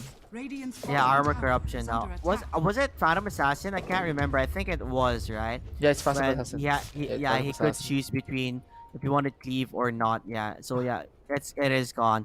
In terms of items, Lina looks like she already has her Ether Lens, so longer cast range for Lina. Ooh, Gonna be able that to is find a the soundtrack onto Mushaf. Mushaf is a bit more tanky. TP's now onto the Invoker, gonna get the kill onto the Tiny. No one is close by for Tiny to be able to survive. They are gonna dive onto the Magnus, probably try and kill him because he did TP immediately to the bot. One You just know the down, Tiny. 1 for 1.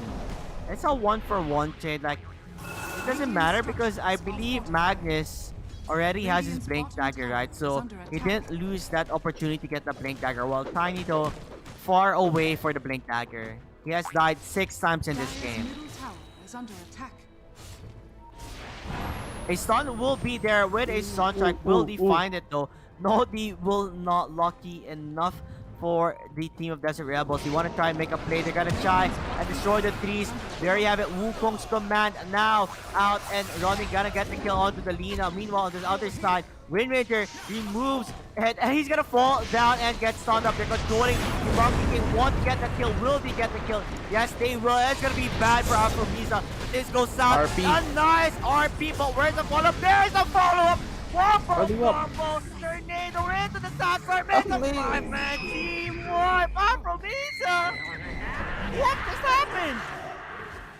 That is an amazing reverse polarity coming in from the Magnus, and then the follow-up from the Sand King. If we can show the replay right now, that will be an amazing clip. And look at this. Lina is just waiting for the right opportunity, and Monkey King as well uses that Wukong command just to bait them all out. See that Storm Spirit? He was really distracted. He wants the Lina down.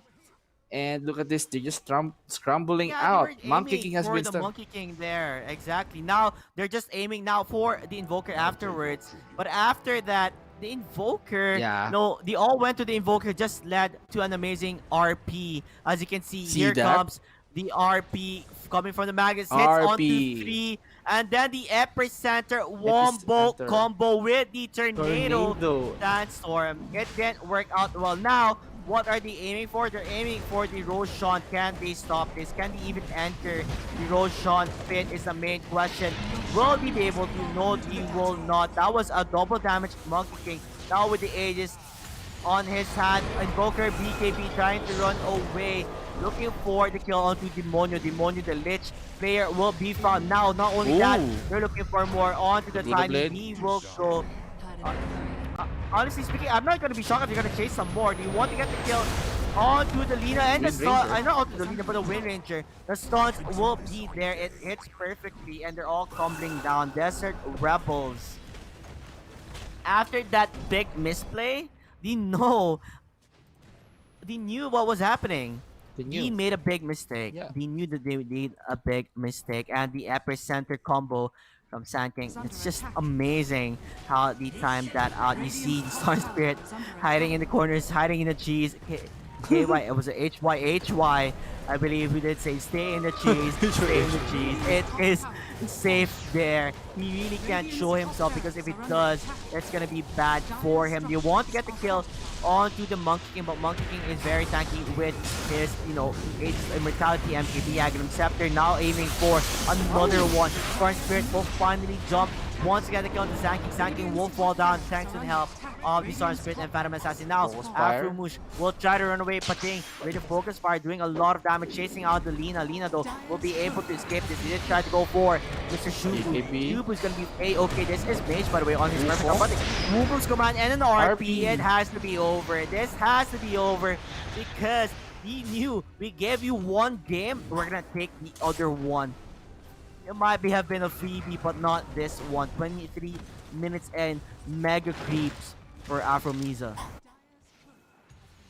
Amazing play here. Look at this. Invoker uses the BKB just to dodge, and then Monkey King went just there. And look at Magnus using that RP on point, converting that kills into tower push. They have the control right now. They must end this game before something happened. Yeah, it's been crazy so far. They do have Aegis Immortality, and I really don't know if they have what it takes to even continue on this, because even if you have a Battlefield and the Phantom Assassin, he still needs a BKB, which is pretty damn close if you ask me. He already has 3.1k, but even if he does have the BKB, will it be enough is the main question. Will it be enough to survive because the Invoker, instead of going for the Cataclysm Magnum Scepter, he is gonna go for a Hex instead. Radiant's bottom tower has Hex fallen. is pretty good for lockdowns and slows. You can turn your enemies into a pig, and then at the same time it can sustain your mana and intelligence. It really Invoker really benefits from that. So yeah, it's really great item for him. Yeah, looks like they're gonna be able to catch the Wind Ranger and the far fetch of the end. The Wind Run was there. Maybe try and destroy that 3-8 tornado. Will hit and the stun strike. Goodbye, a good night. Wind Ranger is dead yet again. He's gonna be chilling in the base while Afromawzeh is like having the total map control right now. I mean, Frost Yeah, right here. definitely He's just they're having the time of their lives, right? They're making sure that they're unable to get those, they're not unable to get to not be able to get the farm at all. Empowered up now for Ace. BKB is the next one. While in the bottom lane, looks like you're gonna be able to find Demonio.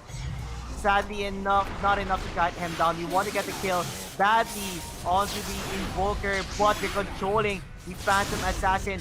Oh my gosh, Demonio though. Final last hit. Oh no! Gosh, Epicenter was cancelled. He needs Cancelled. to run away here, but the Shackle Shot will hit. We have the damage. Now looking for more. Oh no, Monkey King falls down. He went down off the feet. Control hit, carrying around. RP will hit onto two. It's time to end the game here. We're not giving away buybacks galore. Wind Ranger now being controlled up, unable to even use the Wind Run. Even if he tried, it was on cooldown. Knocking now on the tier 3 tower of Desert Rebels. How can we stop this? Another toss out for the Monkey King. But Monkey King is so fine. Even if you're like he's losing a lot of HP, he still has the Aghanim Scepter. Whoa, mischief. Still has the Aghanim Look at Scepter. that. No, it doesn't, I mean the Age of Immortality, I meant that. He's still not dying. He's still not dying, honestly speaking. Someone killed this man. Aegis is finally gone. Uh-oh, needs to run away. The regen from Aegis didn't hit, but we do have the potions. They're just trying to end this game. Getting those fracks, compressing. Oh, Oh, Storm Spirit. almost got hit by that stun. Lucky enough, it didn't hit him at all. Although Wind Ranger will be the target, gonna try and run away. Wukong's command will be out, trying to get the kill to the Monkey King. Monkey King will finally Magnus. fall down. That is a big win. Look at the Train Frost bounce back and 4 no, that's a disaster for Afromawzeh. They're gonna lose 3 heroes here. Die back, I believe, for the Invoker. The bounces will work in their favor. Well, they can manage to defend on this game. They just need a lot more time and give Phantom Assassin the space that he needs to farm up damage items because he only has Battle Fury and a BKB.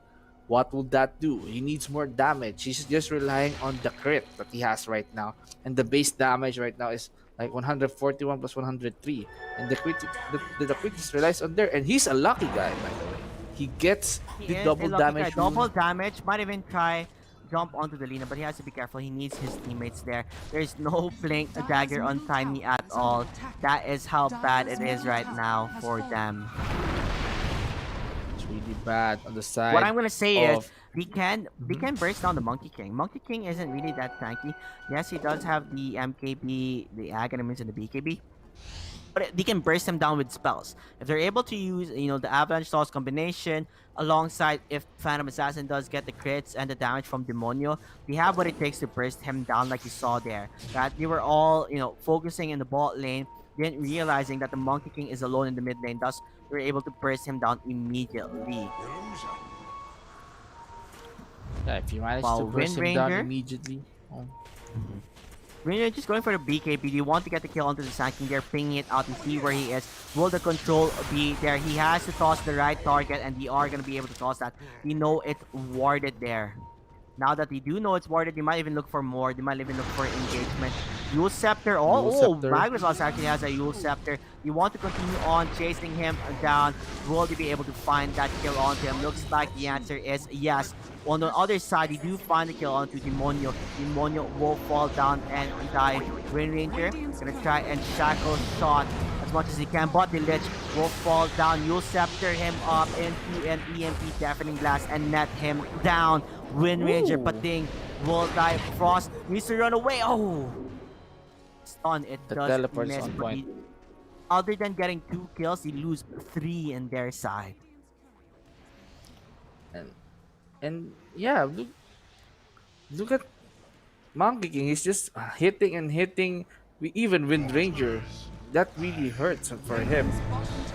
Buybacks are there. 2 buybacks. Maybe look for a kill here onto Ace. Nice shackle shot. Will be there. Will be able to continue guiding him down. Chain That Frost. is the question. He does have the BKB. Chain Frost, exactly. It did bounce quite a lot, but still not enough to get that kill onto Monkey King at all. I think he needs a life steal, and yeah, that's the way he build.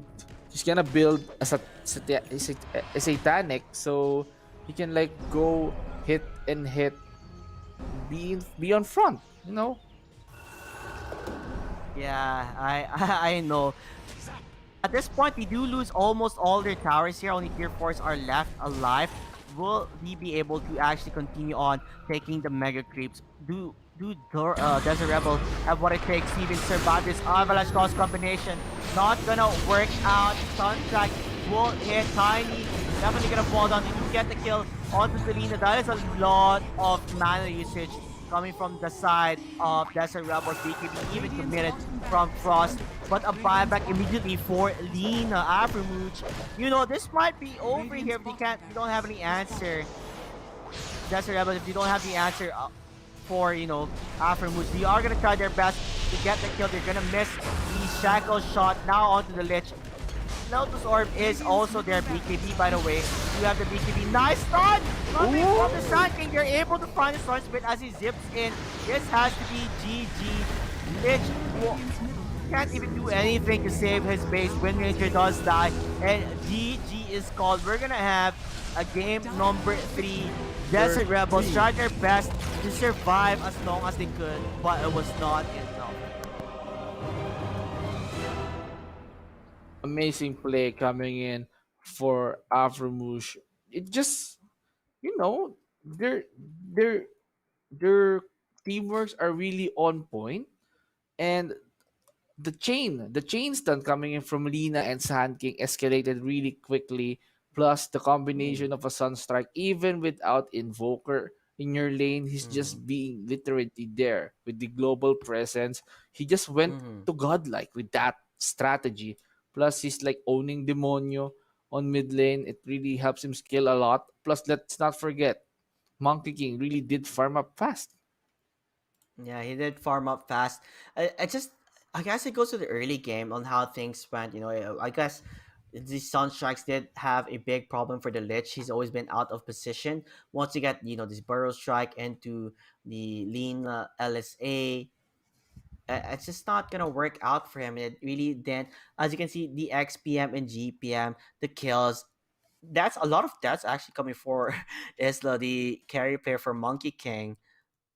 Is that actually 15? No, I know he doesn't have 15 deaths. Okay, this is a bit messed up. It's 13 kills, 3 deaths, 15 assists. That's why I was wondering. I know he didn't die that much. He only died 3 times in this game. While Frost, he died 4 times and has 9 assists. So they did mix up the deaths and assists in this chart and this graph. But yeah, you know, and it's been crazy so far with the wombo combo. We will not forget that epic wombo combo from Afromawzeh. I cannot wait to watch that again. It was epic. It truly was one of the highlights of that game. Number one for me. That was really, really intense. I love the combination. I love the synergy coming in from the Lina and the Sand King. It's just really there. Even though Invoker is not there, you know, the Sunstrike is really adding contributions Mm-hmm. into kills, and then the delay, the delays coming in from top lane. Windranger being pushed on the cliff, forcing him to teleport into somewhere else, like bot lane, or maybe having Tiny toss him out. It's gonna be adding Yeah, some I guess space. the other errors would have been the Tiny as well. Tiny did have a couple of errors here and there with his tosses. They would have gotten more kills onto, onto the not the Storm Spirit, but onto the Invoker. But they weren't really able to do that. But yeah, that is game number 2. It's been a long day, but it's gonna be a longer day. Action pack from Afromawzeh versus the oh my gosh, Desert Rebels. My words are being jumbled up right now because it's that Yeah, that crazy so far. Brain, crazy please indeed. work. Please work, please, please, please. So, we're going to see you guys in game number 3 after a short break. This is the final series of the day. Game number 3. This is what matters the most for both of the teams. Everything is on the line for the main event to qualify for the main event. Whoever loses this has to say goodbye. And the winner of this, congratulations to them because you're going to be the second team to qualify to the main event. We'll see you guys in a short while. See you there.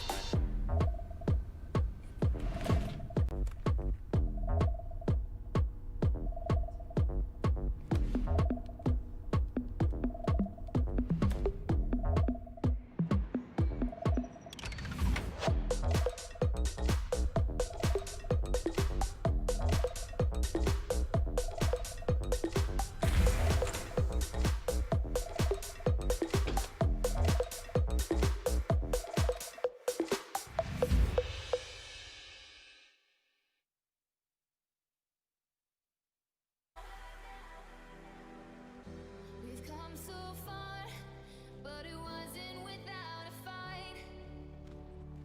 We share these scars, but they won't keep us out of sight. We're all dreamers, dreaming of a good life, but there's nothing that nice on the cards for us. It's alright though, 'cause we can have a good time, and we don't worry if it's dangerous. So take this ride and hold on tight. We're gonna live forever now, and side by side, we don't need light. We're gonna live forever now. You feel that touch and all the love, it makes us live forever now. We don't look up, we rise above. We're gonna live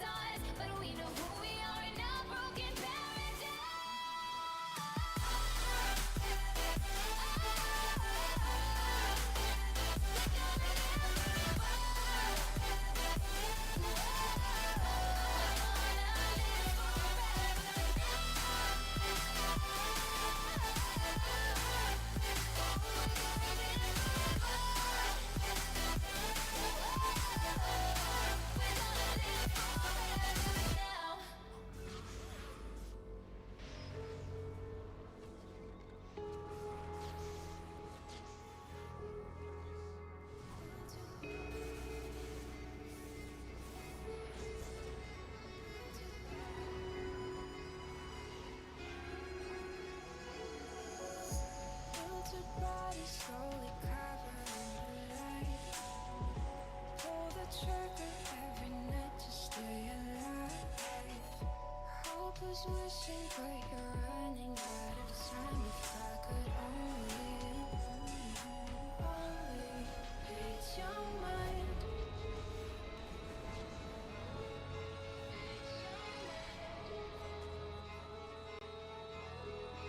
Read your mind. If I could only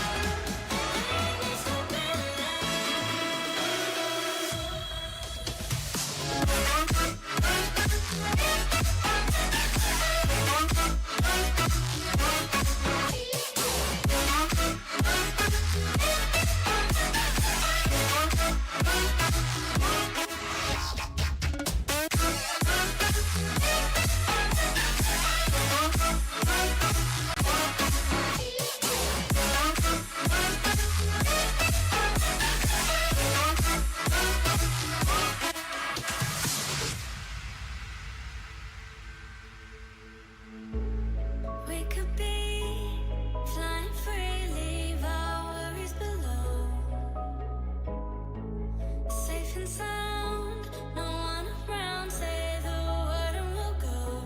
But baby, we'll fall.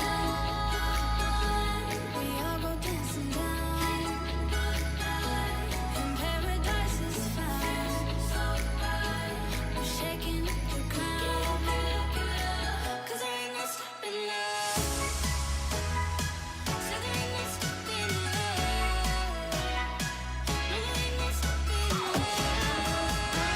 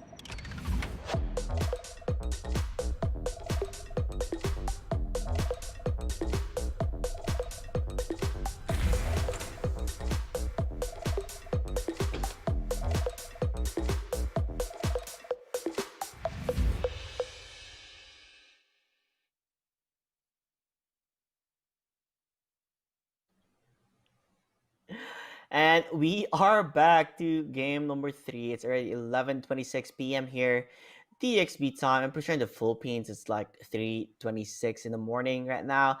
And we still have energy. We still have energy for this. But before we continue on with how what is energy? I'm gonna do like those super saiyan type That's the quality. energy that I have right now, man. Oh I'm really crazy yeah, now. This game quality is so content intense. right here in the mainstream, Don't guys. click Not that, only do please. you not only are you gonna guys enjoying like the tournament so far, we do Vince and I we do crazy things in stream for the stream and all that. Once especially when the game isn't ready here and yet.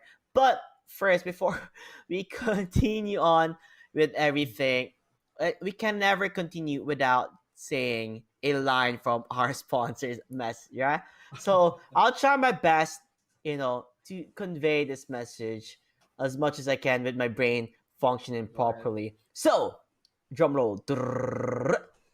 With a 10 gen Intel Core performances and with gaming, the age towards the end of an Intel laptop processor name ensures high performance with higher clock speeds and greater support for discrete graphics, giving you a smoother experience across all your task works school, or play, manage multiple workloads at the same time to make multitasking easy.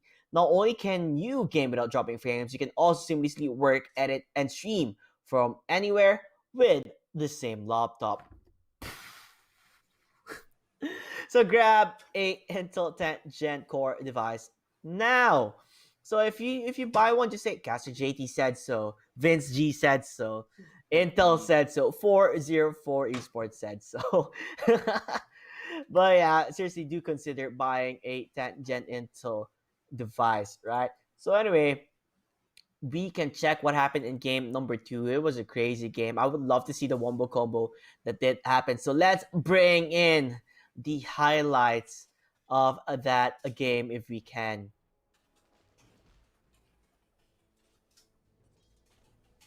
So it all started here, right? All wondering what happens. You were able to get the kill onto the tiny, but after that, you were able to also pull in the Wind Ranger as the Sunstrike will hit, and Bam. that's just the beginning of everything. It all started with that Sunstrike and continuously hitting the target. Look at that damage. The Chain Frost was not enough to get the kill to Lina. You get more kills though in the end of the day. Wait, Invokers, rotations this is the really first did shotgun. quite a lot. This is the first time that you were able to get the kill to the Invoker. Nerdy has 9 kill Yes. streak. It was maybe too late for them now to say sorry. This one though, this is where the action begins. The Chain Frost did really not bounce at all. They wanted it to bounce. He wanted to get that quick and easy kill for the Monkey King, but he did have to go the extra mile for it. Bring him down and grab that kill. Power shot does hit. Deafening blast as well. Invoker, they were so busy aiming onto the Invoker that they got RP'd and wombo combo. RP. Here it comes. Look at Epicenter that. Sandstorm into a That tornado. was great. What comes up must go down. 5-man wipe for them. And the chase never stops Bam. because they do find that kill onto the Wind Ranger afterwards. And this is just how it really went. The entire time in this game, they kept chasing and finding those kills. And on RP from RP. Magnus with that blink dagger, it didn't look good for them at all. Although there were some fights like these. This is, I believe, the beginning where everything was looking good for them. They were able to get that kill onto the Invoker. Stops the Sand King's tracks from using the Yeah. epicenter. And after that, looking for the kill onto the Monkey King. They do find that kill onto him. But the RP does come out. Okay, never mind. He actually didn't die. He survives this. They continue on, just playing around from that, looking for more pickups here and there. It's just pickups after pickups, out position and outplayed. It's been crazy so far between these two teams. They did their very best, to defend their base, to defend their throne, to even come back. Just a sliver of hope is what they needed, but they were, Afromawzeh was just too strong. Afromawzeh just had too much farm and they couldn't Yes. do much up against it. Now going into game number three, if you're in the side of Desert Rebel, it's currently 1-1. What do you think they need to do to get back in this to at least you know to win from that deficit that they had last game? What do they need to have? They need to watch out for chain stunts. I mean, they have their things on like back to back stunts just to ensure that the lockdowns are there. Maybe should watch out for that, and all those wombo combo heroes. It just goes in really well. I mean, Mm-hmm. look at that Magnus play. Look at the tanking play, and look at the Invoker last pick. It went in really well. I think yeah, Desert Rebel should watch out for that. Maybe avoid that kind of picks during the drafting phase and do some pick some good heroes that can counter that. Mm-hmm. Yeah. Final game of the day. If I'm in the side of Desert Rebels, we just have to regroup. They did have they had a good draft in that game. It's that they didn't really Mm-hmm. maximize it, right? There were misplays, quite a lot of misplays, if you ask me, from their side. They just need to lessen those mistakes and maximize on what they have. The tiny he did do quite well, but the tosses sometimes were off the mark. Like he needed to toss the invoker instead of his teammate. Teammate gets tossed instead. Just one of those mistakes needs to be lessened, right? Because I believe Invoker versus the Storm Spirit, Storm Spirit did really well in that matchup. It was neck to neck between one another. The only reason why Invoker was able to catch up and farm was because of those Sun Strikes that they were able to find on the bottom lane, killing the Lich multiple times. And from then on, Yes, yeah, it didn't look good. Bans are still similar. The only difference now is Afromawzeh banned the Tiny. Now Snapfire again given to Afromawzeh. Well, they should. ooh, they're Mm. they're they're swapping things around.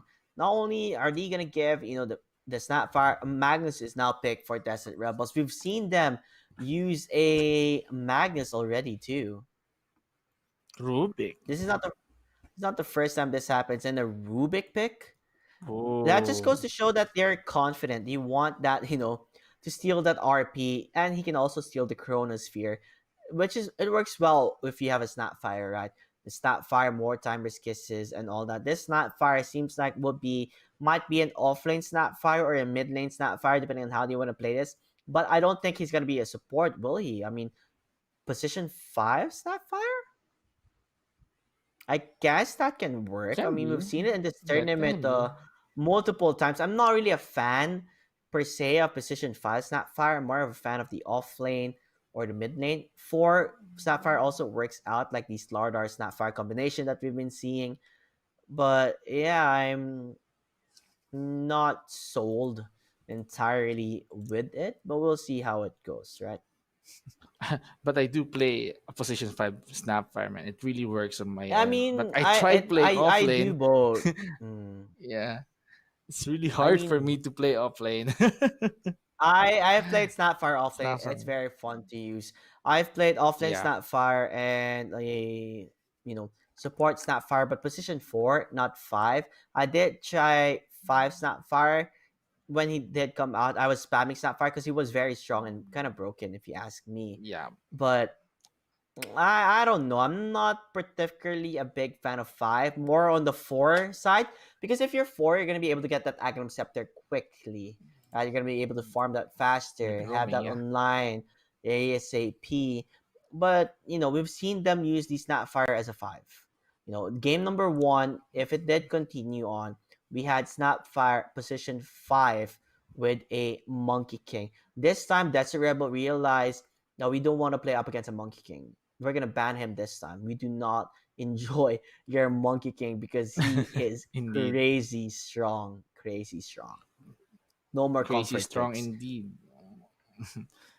Look how Desert Rebels used their first two picks. After a Magnus pick, they suddenly went for Mm-mm. a Faceless Void because they don't want the Faceless Void to be banned on the next phase. That you're just making it sure. But having that phases void exposed earlier in the game, that's gonna give an idea on how things will be going for the Desert Rebels against them. But the Phoenix, yeah, the Phoenix follow up, it makes sense. Chronosphere, Supernova, uh, Fire Spirits delaying their carries, attack speed and farm, dive and sunrays. It's really on point. But I mean, Worked like well. Phoenix versus a Snapfire, though Snapfire counters the Phoenix with the Yeah, little shredder. So with that said, I guess I understand you really want to combine the combination with the Chronosphere and the egg together. Although they do yeah. pick a Doom, which can cancel one of each, or maybe just Doom the Void, right? On making sure he's unable to use a Chrono. So I like the Doom Chrono. pick here. I'm just worried a bit for Desert Rebels, right? I think they're heavily relying on their ultimates, and sometimes when the ultimates are on cooldown, what can they do? What can they do when their ultimates are on cooldown? Not that much. Like we've seen the previous series from Team Kazar. Was it Kazar? And YOLO Knights, they were up against a Faces Void. Once Chrono was on cooldown, they couldn't do much up against it. They couldn't fight at Mm, all. They were always, relying on those ultimates to be up and running to be able to win those team fights. But when they're on cooldown, then that's a different story. They've been losing those team fights. So they're trying their best not to rely on that. Try your best not to rely on your ultimates as much, because if you go after an engagement that you've won, you might lose the next one and you might lose more than that, right? Other than kills, you lose yeah. objectives.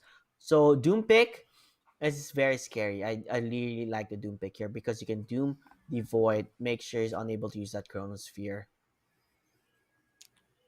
It worked. It worked. I mean, Desert Rebels just heavily relies on their ultimates, and look at this Undying coming in. Whoa! So Magnus is Whoa. not gonna be the support here. I'm gonna call this as the Magnus offlane faces forward carry Phoenix position 4, I believe. I mean, you'd rather have a Phoenix than an Undying?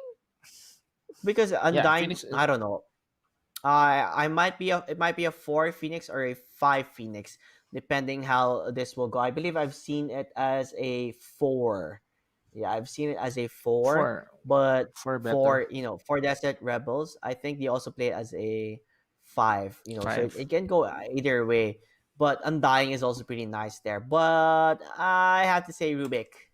Rubik can steal RP, Tombstone, Phoenix Egg. Now, actually, Phoenix X is very hard to steal. If you can, that would be great. Yeah. And a faceless void, right? So the chrono. Hmm. There's so many things that Ruby can steal. It's just like abundant, like never ending. He can get so many good spells from them. Yeah. And by the way, the Undying pick is pretty bold considering that Afromawzeh has the snapfire. As you said earlier, with the little shredder, it can tear down Phoenix Supernova. Same with the Tombstone as well. It can really clear Mm-hmm. the Tombstone really fast with the little shredder, and I think that's not gonna be inefficient. Like if you're gonna be laning up against a snapfire, then your Tombstone will be gone easily. I don't really think they're gonna use Tombstone much more on Decay and Soul Rip. Although I would Yeah. agree that it would be difficult, right? If you're up against a Snapfire, he has to decide though what he'll attack first. Will it be the egg or will it be the Tombstone? I think more on to the egg, because the egg does provide more skills for the Yeah. phoenix to be able to use, from the sun ray to the fire spirits to the dive, like that all will be on removed from, like it will be on up and running again, no more on cooldown Mm-hmm. once he responds from that egg. Now undying tombstone can be easily handled with everyone else, so most likely phoenix is the one going to be their target, because the tombstone can also be healed with a soul rip, right? So it's not wise Yes. to just focus on that one. While on the side of Afromawzeh, they go for a Storm Spirit, gonna be able to jump in to the back lines. This is what they actually needed, being able to jump to the back lines. And the question is, what carry should Afromawzeh take? Hmm. The Void Basing Spirit on and their the Arc Warden have been banned. basing on their Carry. picks, they they're gonna be Mhm. needing a hard carry on this game because it's not enough if Doom is the only hard in this game. You need another one like that with the like attack speed that can really farm fast. I mean, a Terrorblade can work or an anti-mage if and who's this? Yeah, Ursa's been removed. Well, it's gonna be like a couple more seconds more before we'll finally see it. I am surprised that we haven't seen Sven yet. All right, we haven't seen Sven being Sven, picked indeed. anytime. And there you go. Amazing. I mean, I was talking about You it. Like asked for I it. was surprised. I've never seen them pick it for a long time, and he finally Yeah. decided to pick this van. I mean, what else is there? Who is there to be picked anyway? They've banned quite a lot. They've banned the Spectre, the Monkey King, the Mm-hmm. Ursa. Next thing you know, you have to get Sven. It is a Sven, good yeah, you asked carry. for it. You But literally for just asked Desert for it, and there you go. Rebels, we still have a minute to decide on what their final pick would be. Looks like they're gonna be needing a mid lane or an off lane, depending if you Mid want to lane. make Magnus Fine. mid up against a Storm Spirit. If not, then use someone else. What would be good to play if you're in the side of Desert Rebels? Hmm. Magical nuke Maybe damage. Invoker is banned, so that you Invoker can't use again. the Oh no. no, Invoker is banned. You can't use Yeah, the yeah. Chronosphere Invoker combination. The Cataclysm. answer would Oh, be a Puck. Puck. Just because you're up against a Puck. Storm Spirit, he also has nice silence. It's very hard to catch him. And the Dream Coil. coil. The coil will make Yeah. sure that you can't run away. You can't get out from it. Does a tremendous way of dodging the stun from Sven too once you get the Aghanim Scepter. Overall, I like their picks, but I still rely. I think Afromawzeh has it more balance compared to Desert Mm-hmm. Rebels. I have a feeling they have it's more balanced from their side. So it's gonna be a position 5 Undying and position 4 Phoenix, confirmed by, based on who are the players picking it. Yeah, So it's if kind of I'm like I'm saying uh, Afromawzeh has a better draft. What is your take, Vince G? yeah, I'm gonna yeah, Afromawzeh has the balance, but I'm gonna be relying on Desert Rebels with their drafts right now since they're just gonna rely on the team fights. And we're just gonna wait on how will they properly execute those skills because they have good skills. The Chronosphere, RP, Mm-hmm. Supernova, everything, even the Dream Coil. Let's see how will Desert Rebel play this with their 5 heroes up. Yeah, let's see how this will go. It's gonna be an interesting game number 3. Hopefully, this is the final game of the day, and hopefully it's gonna be not one-sided, but an interesting match per se. So we Yeah. are gonna jump into the game and introduce the players as well. So let us check who is playing who. We'll be introducing this time Afro Miza. Okay, so we have Afromush playing the Rubik, Ace playing Svan, Paris playing the Snapflash, Shinobu playing the Storm Spirit, and Amar the F playing the Doom. While from the side of Desert Rebels, Vince G. Desert Rebels, we have Demonyo as the Puck, Mishraf as the Phoenix, that Demonyo as the Undying, Frost as the Faceless Void, and Pating as the Magnus. Amazing. Yep. So, hmm. We'll see how this will go. I mean, it's the meta region. We always have to start with a pause.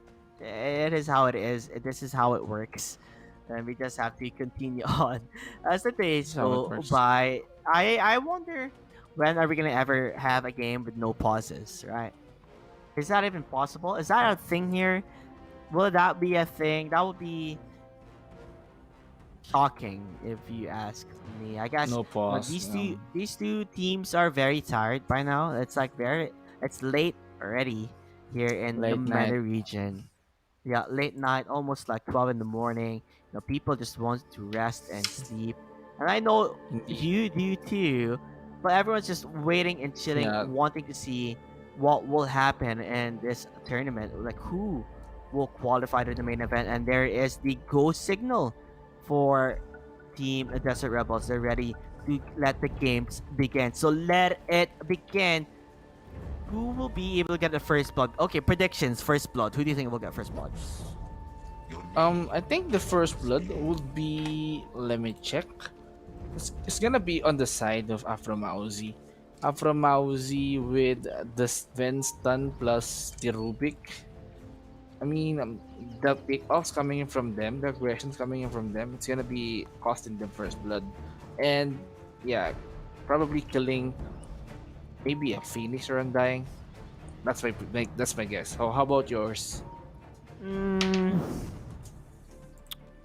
first blood. Yeah, I feel like the chances of Afromawzeh are higher for first blood unless Puck gets the first blood on the Storm Spirit if he Mm-hmm. outplays the Storm.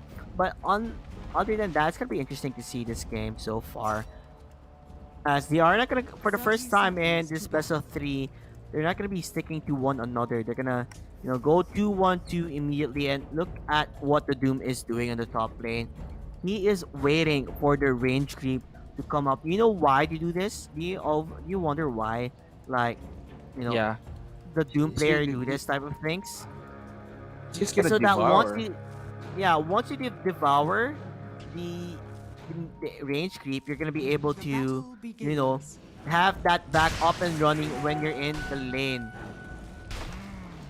in time for the Look at next that. wave. So that is gonna be a big win for them. Although runes will be 3-for-1 special for Afromawzeh.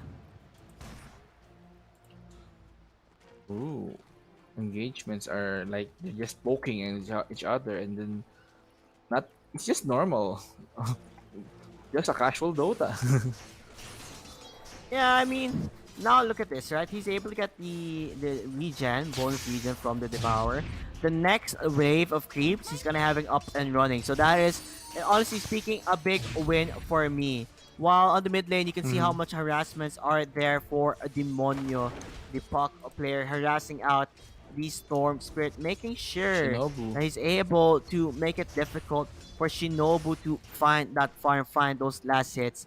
Nicely done for Demonio in this type of matchup again. While the bot lane, you see the Phoenix harassing out this Snapfire. Snapfire. Damage has been done. Ace needed to use even a stun to get that last hit. That's how important it is for them. Yeah, look at Phoenix. Phoenix is like being aggressive because he has the information that he needs. He has the wards up there, so he knows that Snapfire is really, really in low HP, and he saw that he's using Salve in order for him to stay in the lane more. Wow. Now, look at it's interesting to see at the top lane on what they do to the creep wave, right? They were able to drag the creep wave underneath the tier 1 tower so that they can control the lane a bit, make it pushed towards the side of the team, the Radiant team, right? This is nicely done coming from the side of Rubik. Look, he's doing it again, controlling the wave, making Frost hit under the tower. If you hit under the tower, sometimes you miss quite a lot of last hits, and that is what is happening. Only due to control the lane, they're also being able to use the denies on their favor. Yeah, but I love the quick buy of Doom here. He got the rapier up. That's a Doom item, I guess. It's really Yeah, fast honestly on his speaking, farming. oh, they might even try to make a play here onto the Magus. Magus gonna be in trouble. He needs to run Oh, away, not get blocked. The slow will be there, but Warcry giving him the movement speed. One more hit it will take. Will he get that? Yes, he will. First blood, as predicted, would be to the side of Afromawzeh. wow. First blood kill. So Afromawzeh, we're both right. We got the first blood kill. And wait, let me pull up Yeah, there the you go. last That hits. is what is happening. Although in the mid lane, it's interesting to see how well Puck is doing. Right, it's a 19-2 versus the 17-1. Puck is actually doing tremendously well compared to the first game when he was Radiant's playing bottom Tiny tower versus is the under Void attack. Spirit. Right, he did have a difficult time, but now he's doing really well, making it difficult for Shinobu to even come closer. Look at that harassment from Puck. One We more both hit. have fairy fires. It's just a matter of time before his cooldowns are over. And once those cooldowns are down, he might go for another jump. But Shinobu, he gets not the battle. He gets the bottle up and running, so he's gonna be fine. On the bottom lane though, Meshref, the Phoenix player, will continue that dive to get the kill into the Snapfire. It's fairly even if you ask me. Surprisingly, I'm amazed on how well they're doing this. They're just holding on to this lane. I was expecting that, they're gonna apply some pressure down here in the bot lane, but instead, you know, they're just lasting it for too long. Even with the Phoenix damage per second and the Magnus em- empower, you can't just you can't just scare this Ven to farm up.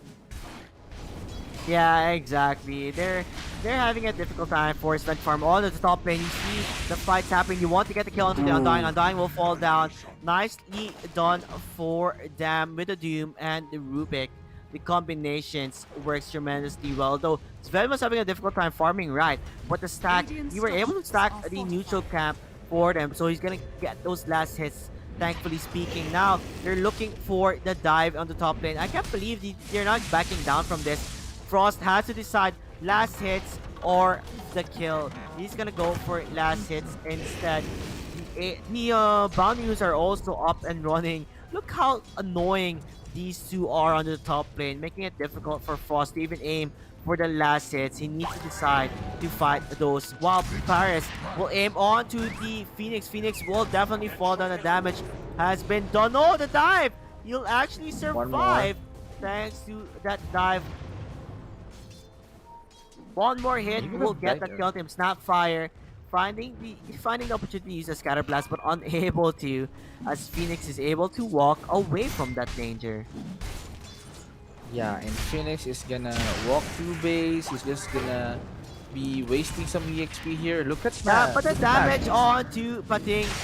He skewers them, trying to make sure he tries and survive. Will the damage be? They're gonna try and keep it, but the keep will not be enough. It's not enough.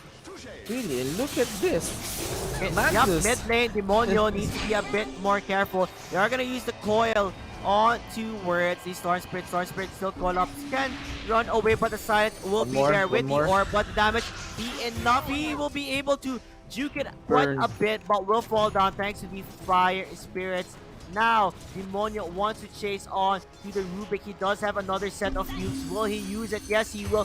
One more last hit, and there you have it. Gets that kill on to him. Snapfire, TPs to the mid lane. That was quite a long TP. He does not have any more mana, or does he? He does have Magic 6, 7, actually, 7 charges. But Demonio is able to find that illusion rune. Close game. And Afromawzeh is just leading 2k gold advantage. Kills are, yeah, 3 to 3, very close with each other. But Doom is dominating the top lane versus Frost. Frost is Yeah. having a hard time even with decays. Like, Doom is alone right now, but you can't really stop him with the ice armor. Like, ice armor works tremendously well for Doom, makes him more tanky. Already 11 armor thanks to that frost armor, right? So it's difficult to play up against. And Demonio, he's the only one really enjoying his lane so far. While in the bottom lane, I guess Magnus is quite even Stevens for them. Magnus is able to farm quite a lot, although Sven is all alone. Like, Sven is alone, Doom was alone in the top lane. They can't really do much up against it. Now, the Snapfire is starting his stacks for the Ancients. Make sure that Sven is able to get that farm. Sven really needs that. He has the madness, by the way, and ooh, he's just teleporting Go top lane. in front. Got the Doom onto the faces void. Easy kill for them. Now aiming for Afromawzeh. Afromawzeh gets a kill on the Doomstone. That is 150 gold for him. After his that 200 gold, claiming that kill for Pating. Now choosing to go for the Doom. Do they have what it takes to get the Doom? Yes, they do, because the puck is here with the Dream Coil. Will he let it snap? Doesn't look like it. Gonna make him work for it. But that will be a 2-for-1 is under attack. still a win, I guess, for Afromawzeh, right? I feel like it's still a win for him. Afromawzeh. Win for them. Even Doom managed to kill that courier before he died, and even created space at mid lane, forcing Puck to rotate. I mean, Doom is really a pain in the head on top lane. That's why they needed the Puck in order for him to be shut down. Yeah, they needed the puck to come out, and this is the thing with puck, right? You have to really roam around and make space for your or to help around the lanes, right? Because if you don't help, it's not gonna work out in their favor. And I have no clue how they're gonna get the kill onto the Doom because he's so tanky. Already have the jumps of endurance. Ooh, drums of endurance, very nice item. It can help you engage or disengage. It can help Yeah, the chase them. additional movement speed with additional attack speed Attack speed. definitely helps out. Although I'm this Sven, the beauty that is of Sven is that once the laning phase is over, he can go to the jungle and farm immediately. They did do quite a few stacks here and there for him to go on, and farm up. Now aiming for another stack in the ancient, Yum, ancient yum. camp. Uh-oh. That's stuck.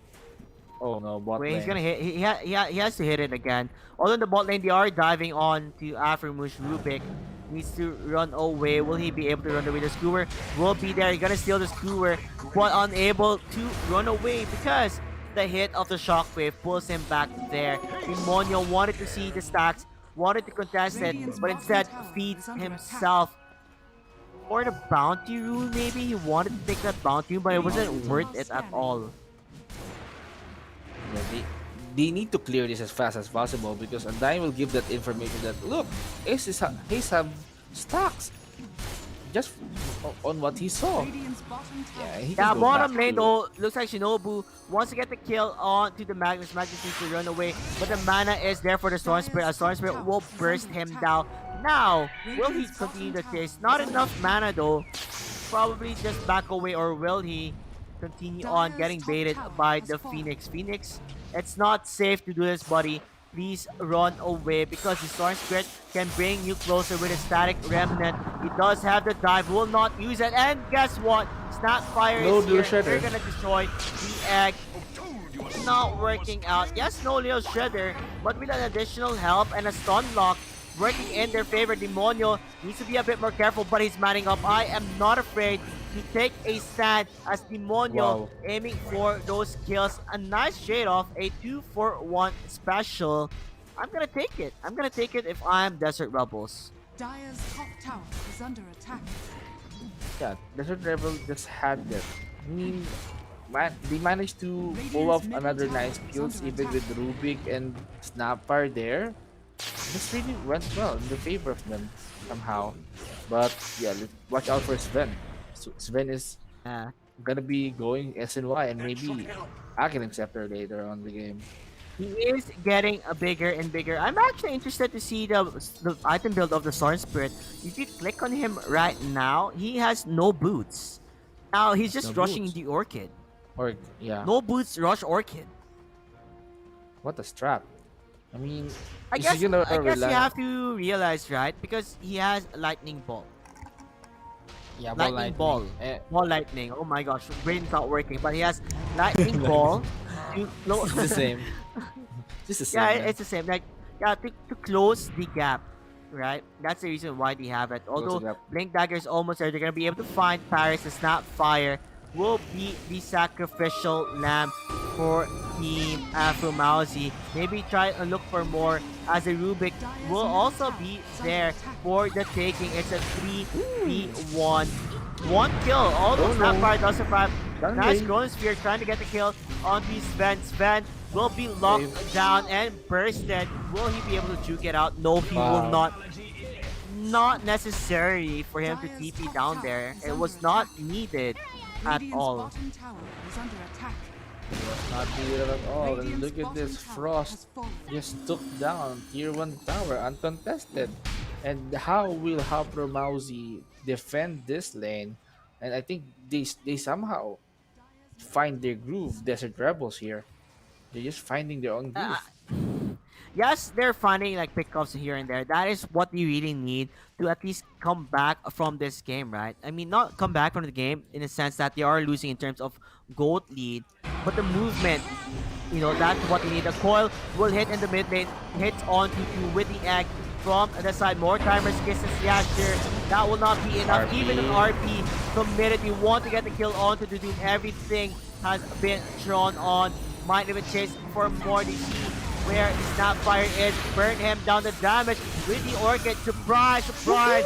I have an Orchid. Chase the Storm Spirit. Won't lightning away. Make it one, make it two, make it a triple as he claimed 3 lives from that. A 3 for 3, a big victory for Afromawzeh. Wow, Afromawzeh has this in the bag. He knows Ven is just like a walking time deposit. You're just gonna invest on him to get stronger and stronger, and then when he snowballs, then that's it. Sven can like hit.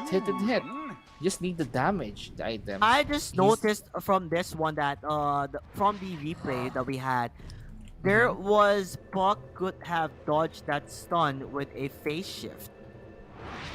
If you check the replay that I just shown a while ago, he could have dodged the stun with a phase shift and maybe something it would have been as bad as that one. Maybe he could have run away. I'm not entirely sure, but if he was able to dodge it, I think he would be okay. I think he could have been okay. Radiant's middle tower but is yeah, under attack. misclicks happen, and maybe look at this. I mean, look at that more timers kisses. Really on point. Really hits onto 1, 2, and 3. Sunrays has been Yeah, okay, freezing I would out. agree. If he was able to phase shift that, he would have been able to blink away immediately. So yeah, that was the issue there. They are gonna try Yes, the and look phase for a shift. pickoff right now. Nice blink. I mean, nice skewer in, but Afromush immediately uses that lift, stole the skewer so he can jump out and faces what will be the target instead. Coil, Oh, yeah, no. nicely done. Used, More but he won't timers. be able to survive. He did use the more timers kisses and the Mask of Madness mechanism was there for to save. He's trying and save. He faces what he will die instead. Same goes for the Magnus. The damage coming from his breath is just too damn crazy. Now looking for Afromush. Want to get the kill onto the Rubik. An egg will be there. Mask of Madness make it so. Will they deny the egg? No, they will not. But the zombies are attacking Ace, slowing him down surely, but slowly. While Demonio, the undying Demonio, dancing it all out, gonna get netted by the Doom and sliced by Ace. Sliced indeed. Oh, Chrono! Oh, Do they have the damage? No, I don't really know if they do. You want to get the kill. Nice stun. Will hit onto 2. Same with the Doom. So Slice and Dice get that cleave.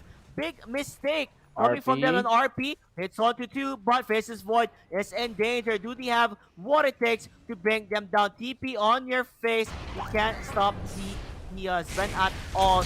Now looking for more. Want to get the kill onto Pating. Jumps of Endurance was used. Net him down and burst him out. no. Is Rubik looking like a big disaster for Desert Rebels. Yeah, 3. 3 casualty on the side. They're not Oh, done good yet. luck. They're looking for more. Undying One will more. be found and killed. Sunray, yeah, sure, but it will not be enough to save your friend as he Make that does 4. die from the Orchid. Yep, make it 4. Net 4 worth that casualty. definitely went a lot. Look at the 8k net, chronosphere. 9k gold lead. Ooh. Not enough follow-up. The Doom went in, the RP. She was waiting for the right moment. That was a nice RP, but not enough. Void could have escaped that. And they just go in on addition. One by one. Audition time.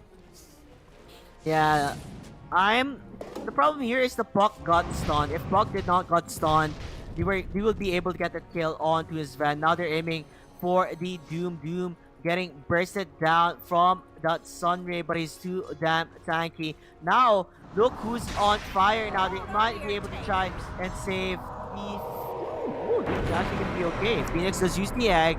Will not be enough to get that kill onto one another, but the egg was committed onto that 98 seconds cooldown.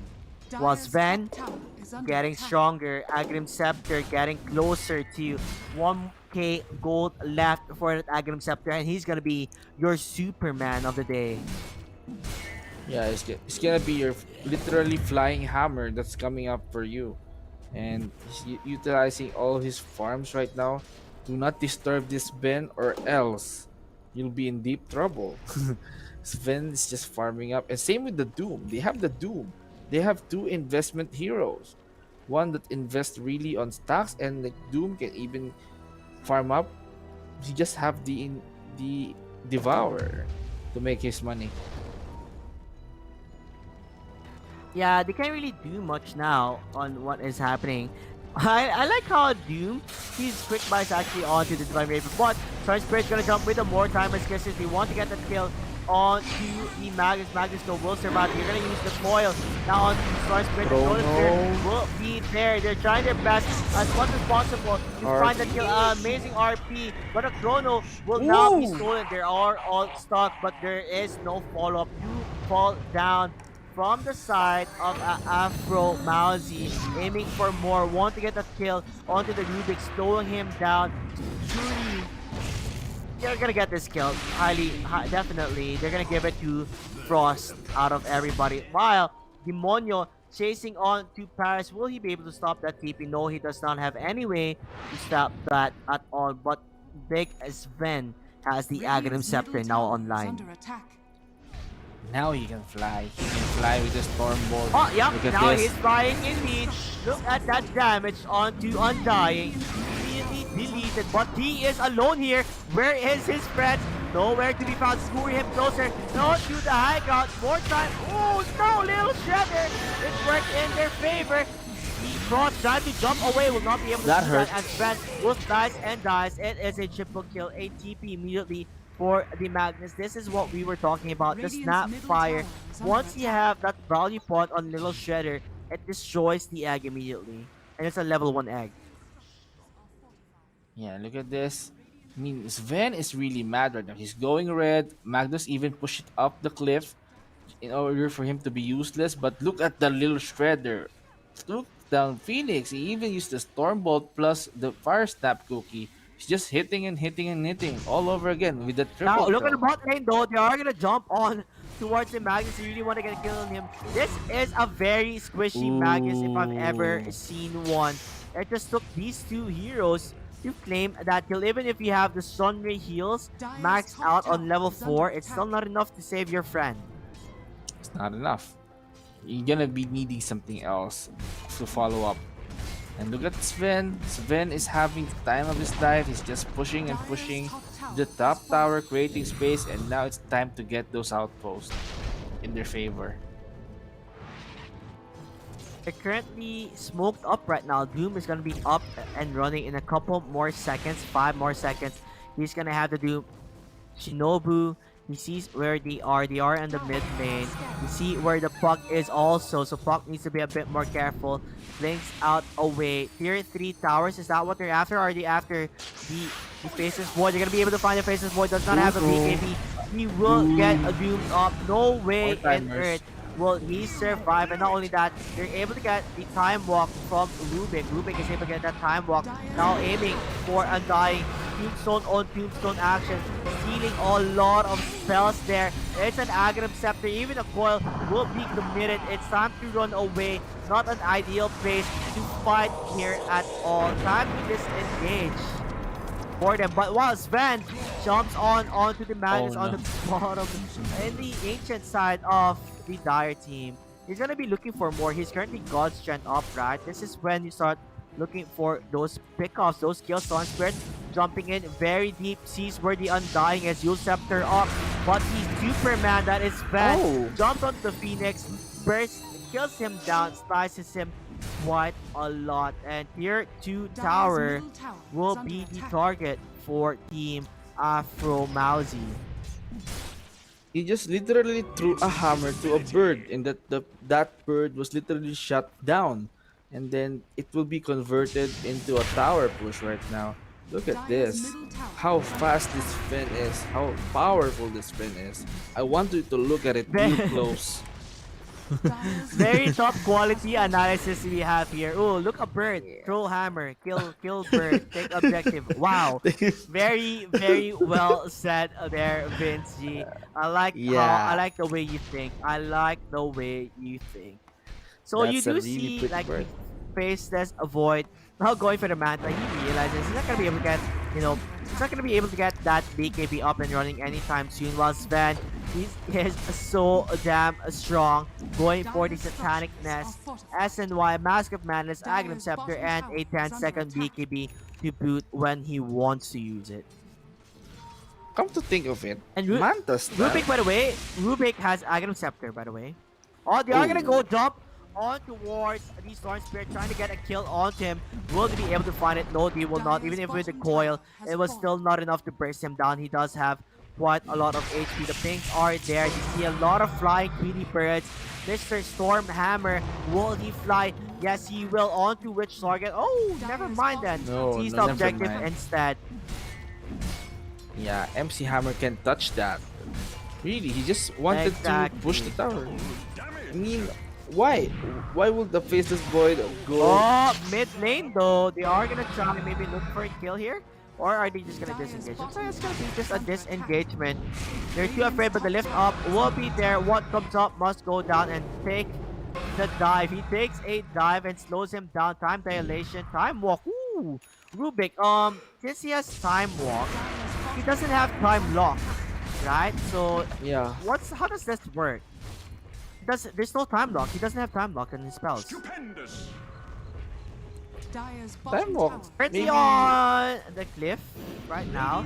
We For do see dodging. quite a lot here. You see where they Chrono. are. A Clone Spear will be there on this bend, but a Another stolen Chrono Chrono. immediately coming, and a Tombstone as well to boot. They're gonna get the kill onto Sven.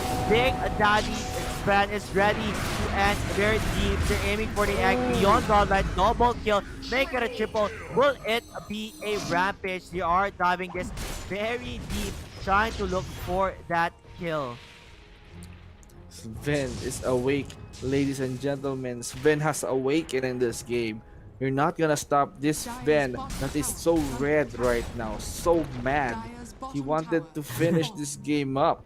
Look at that. Yeah, I mean, Look to at be that. honest, the Chrono stolen by Afromawzeh Ooh, on RP. RP, but it's not gonna be enough. RP's actually stolen too by Afromawzeh. Even takes the illusionary orb. I think this is over, guys. I think this is GG. 23, make that 25k net worth, 32 to 19. Desert Rebels tried their very best, but their best wasn't good enough. The positioning for Rubik takes the Chronosphere immediately, right? And now he's so fast in taking those spells with the RP and all that good jazz. How fast Rubik is how fast Sven escalates his Yup. farm right now. Lifting up the Tide Hunter, even taking a decay for decay. You take my HP, I take yours. Give and take situation. A Doom will now be there onto the face of Void, trying to get the kill on him as Van stuns immediately, but he One, needs to run away, two. does have the skewer but will not be able to use it. They're just getting farmed in their base right now, even taking their own mango. Thank you for selling that mango, but it does not matter because this might be game over like I said. Farming and taking mangoes. As Van, God's strength there. 1, 2, and 3 hits. Make it a double kill. Time to make them burn. Demonio getting burned up now to the stun. Oh, stun! It will be enough. It will be a triple kill. Nice call. Gonna get the kill to Sven. He does feed his life away. Beyond godlike streak will be gone. But the farming does not end. And the base. The TP insult to injury there. As he TP's out, they're gonna get killed to Paris. Actually, not gonna be able to TP. Uses the Yule's Scepter. So Amar, the Doom player, will definitely die. Yeah, definitely. That's a died. 4-man wipe, everybody. A 4-man wipe, but 28k gold lead for Team Afromawzeh.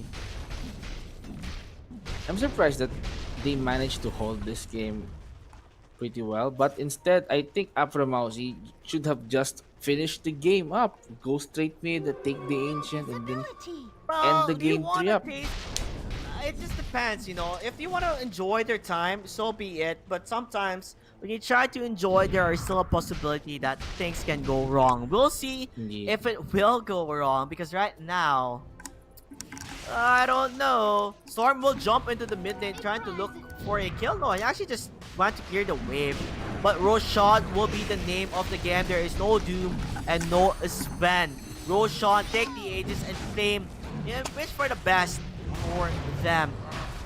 I'm just gonna say that you were Oh, almost able to Snapfire. get the kill. Oh, Snapfire will be found. Gonna try and run away but die instead. Okay, what I was gonna say is that you were almost able to get the kill into Sven. But the problem Mhm. why Sven died on the bottom lane is because Rubik was able to steal the Chronosphere and quite a lot of spells. Now, you're all pinging. It's kind of a bit dangerous for them to continue on chasing. They're gonna get it stunned onto Demonio. They have the Chronosphere baiting it out. Nice Chrono. Massive Mantis usage. Will be able to RP at 2. Done RP. Will hit on 1. But yeah, it's not gonna be enough. The Satanic. GG. GG. Well played. Satanic on even he takes the chrono too. They tried their best, but their best was not good enough. Really well played to Desert Rebels as the winner and the person who will qualify to the main event will be Team Afromawzeh. I cannot believe what just happened here, Vince G. Wow. They just probably invested everything to Sven. Sven just doing his job, just farms up a lot, and look at the damage that he has. I mean, Mhm. even Desert Rebels could not stop that, even face this void. He can't even farm a Black King bar, and he decided to go on a Manta. But I'm thinking, why? Yeah, maybe for the I stats, mean, even but even if it goes maybe more BKB, I cheaper don't than really think it would BKB. matter because But you have after, to yeah, you can realize. dodge the Orchid Malevolence, but you know, you can't dodge a Doom. It's really hard for them. Yeah, that is the main reason why, because of the Doom. You cannot dodge it at all. We'll see the graphs right now, I believe, versus Isla and Frost. 20 kills for Isla, 2 deaths, 9 assists, GPM, XPM. He is able to get so much farm and move around the map. That's just how it goes. Frost tried his very best, but the pickoffs are just too crazy. The Doom, the Indeed. silences, the stunts, he could not handle those by himself. Even if he had the heals, he had no way to remove the Orchid until he was able to farm that Manta stop. But by the point he did get that Manta, it was just too late. It was just too Too late. late. 20 kills on a Sven. That is so scary. He's just coming in like a hammer being thrown at your face. Look at the criticals and the damage, and look at the comparison of Mage versus Demonio here. As Mage I'm gonna give a topping the salute kills. to Demonio though, because Demonio tried his very best in the mid lane. He did tremendously well again in game number 3. Game Mm-hmm. number 2 it was also close. Game number 3 is another close match. Demonio was doing quite a lot for his team, making sure they're able to climb back, but it was still not enough in the end of the day. Mage was actually able to, once he gets that Orchid, it was just impossible to play up against. They were just having a difficult time because not only did Mage have item, everybody in Afromawzeh had that farm that they needed. The Doom was really farmed up, crazy farmed up. Ooh. Crazy, crazy indeed. The matchups are insane. Day 5. Day 5 was really something. 3 a best of Hmm. three, two best of three games. It was really a blockbuster. We've seen a lot of them giving their all, and yeah, it just goes to the better team. Well played to both of Yeah. these teams for showing every effort that you can give. Well played, everyone. And what a way to end the day. It's been a long day for Mm-hmm. you and me, going to Long three day. best of threes, yeah, for 2 series. But before we end it, I'm pretty sure our sponsor wants to have a shout out to themselves. Conquer the game with higher clock speed. Higher clock speeds can help provide greater in-game frames per second, improving playing smoothness and experience game using an Intel 10 Gen Core device. And that will be it for us. I'm gonna be the closing remarks here. Mr. Vince G. So I'm gonna let you speak first before I continue on. So Vince G, what do you want to say to the people that stick through or stuck through us till the end since the beginning? Um, to those people who stayed for 7 hours and a half, man, thank you so much for your dedication, for just watching us Thank you. cast some good and quality Dota games, and for those supporters of these teams that played right now. Yeah, good job. Salute to everyone. The players as well. Great, great show. That it was a great match that we even casted. The Mm, production team as well. Yeah, if it isn't possible without you guys. Look at yeah, the production. We exactly. have the replays, we have the Mm, cams and everything, and also the organizers as mm. well for Dota 2 MENA tournament. Thank you so much, and also the sponsors. Thanks so much, Intel. Thank you very much. And yeah, like my co-caster did say, much appreciated to everyone that did suck through. And a big shout out to everyone who is a part of the team that is making the Dota 2 Mana Tournament. Without you guys, like Vince G said, this would not even happen or even function as amazing as it is. We do have technical hiccups here and there, but we're able to fix Yeah. it throughout the entire day. And I hope that you enjoyed your time here so far because I sincerely did. I am your host and caster JT with my co-host Vince G, and I'm pretty sure you guys enjoyed the day so far. Mm, And because of that, we're gonna show indeed. you some highlights before we end the stream. But this is it for us. Thank you very much again, and I'll see you guys tomorrow.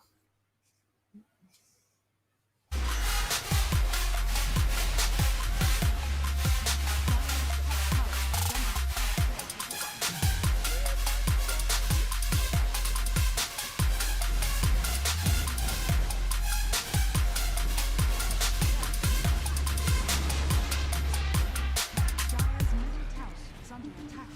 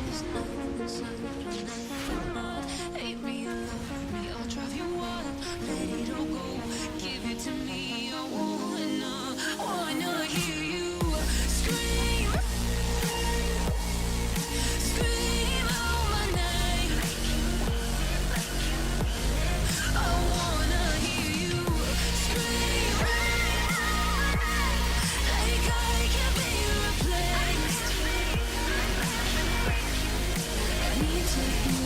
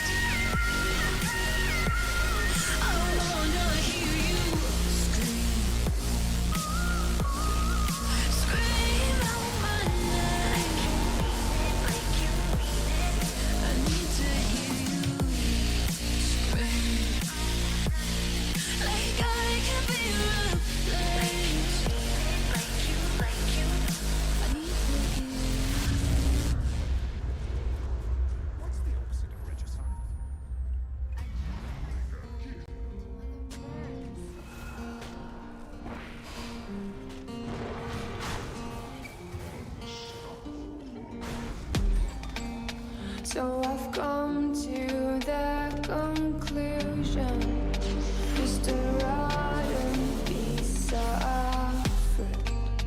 So I'll end up dying slowly, rotting away. See, I just want to be able to climb without a fall, to get out.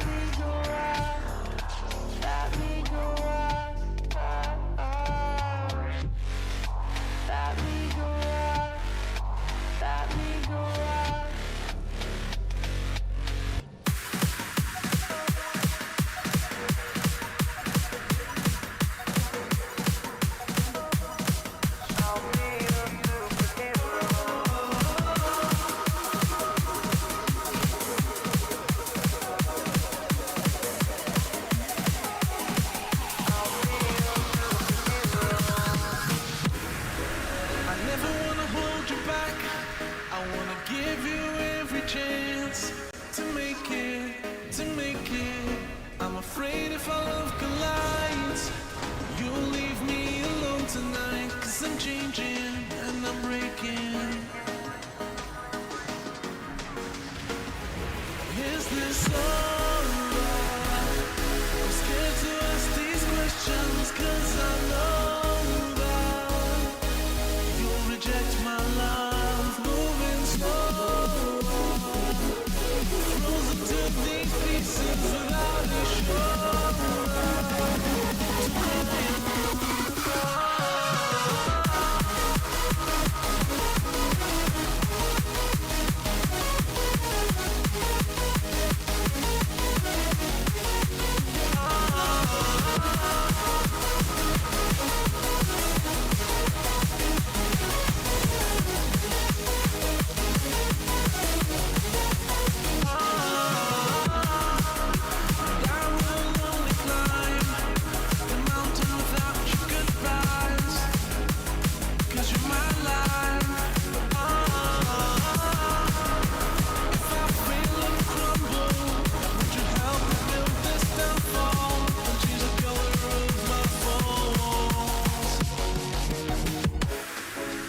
never wanna hold you back.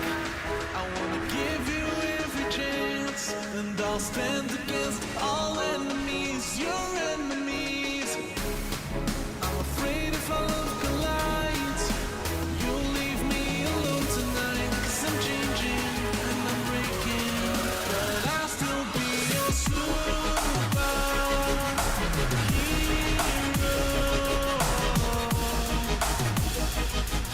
I'll be your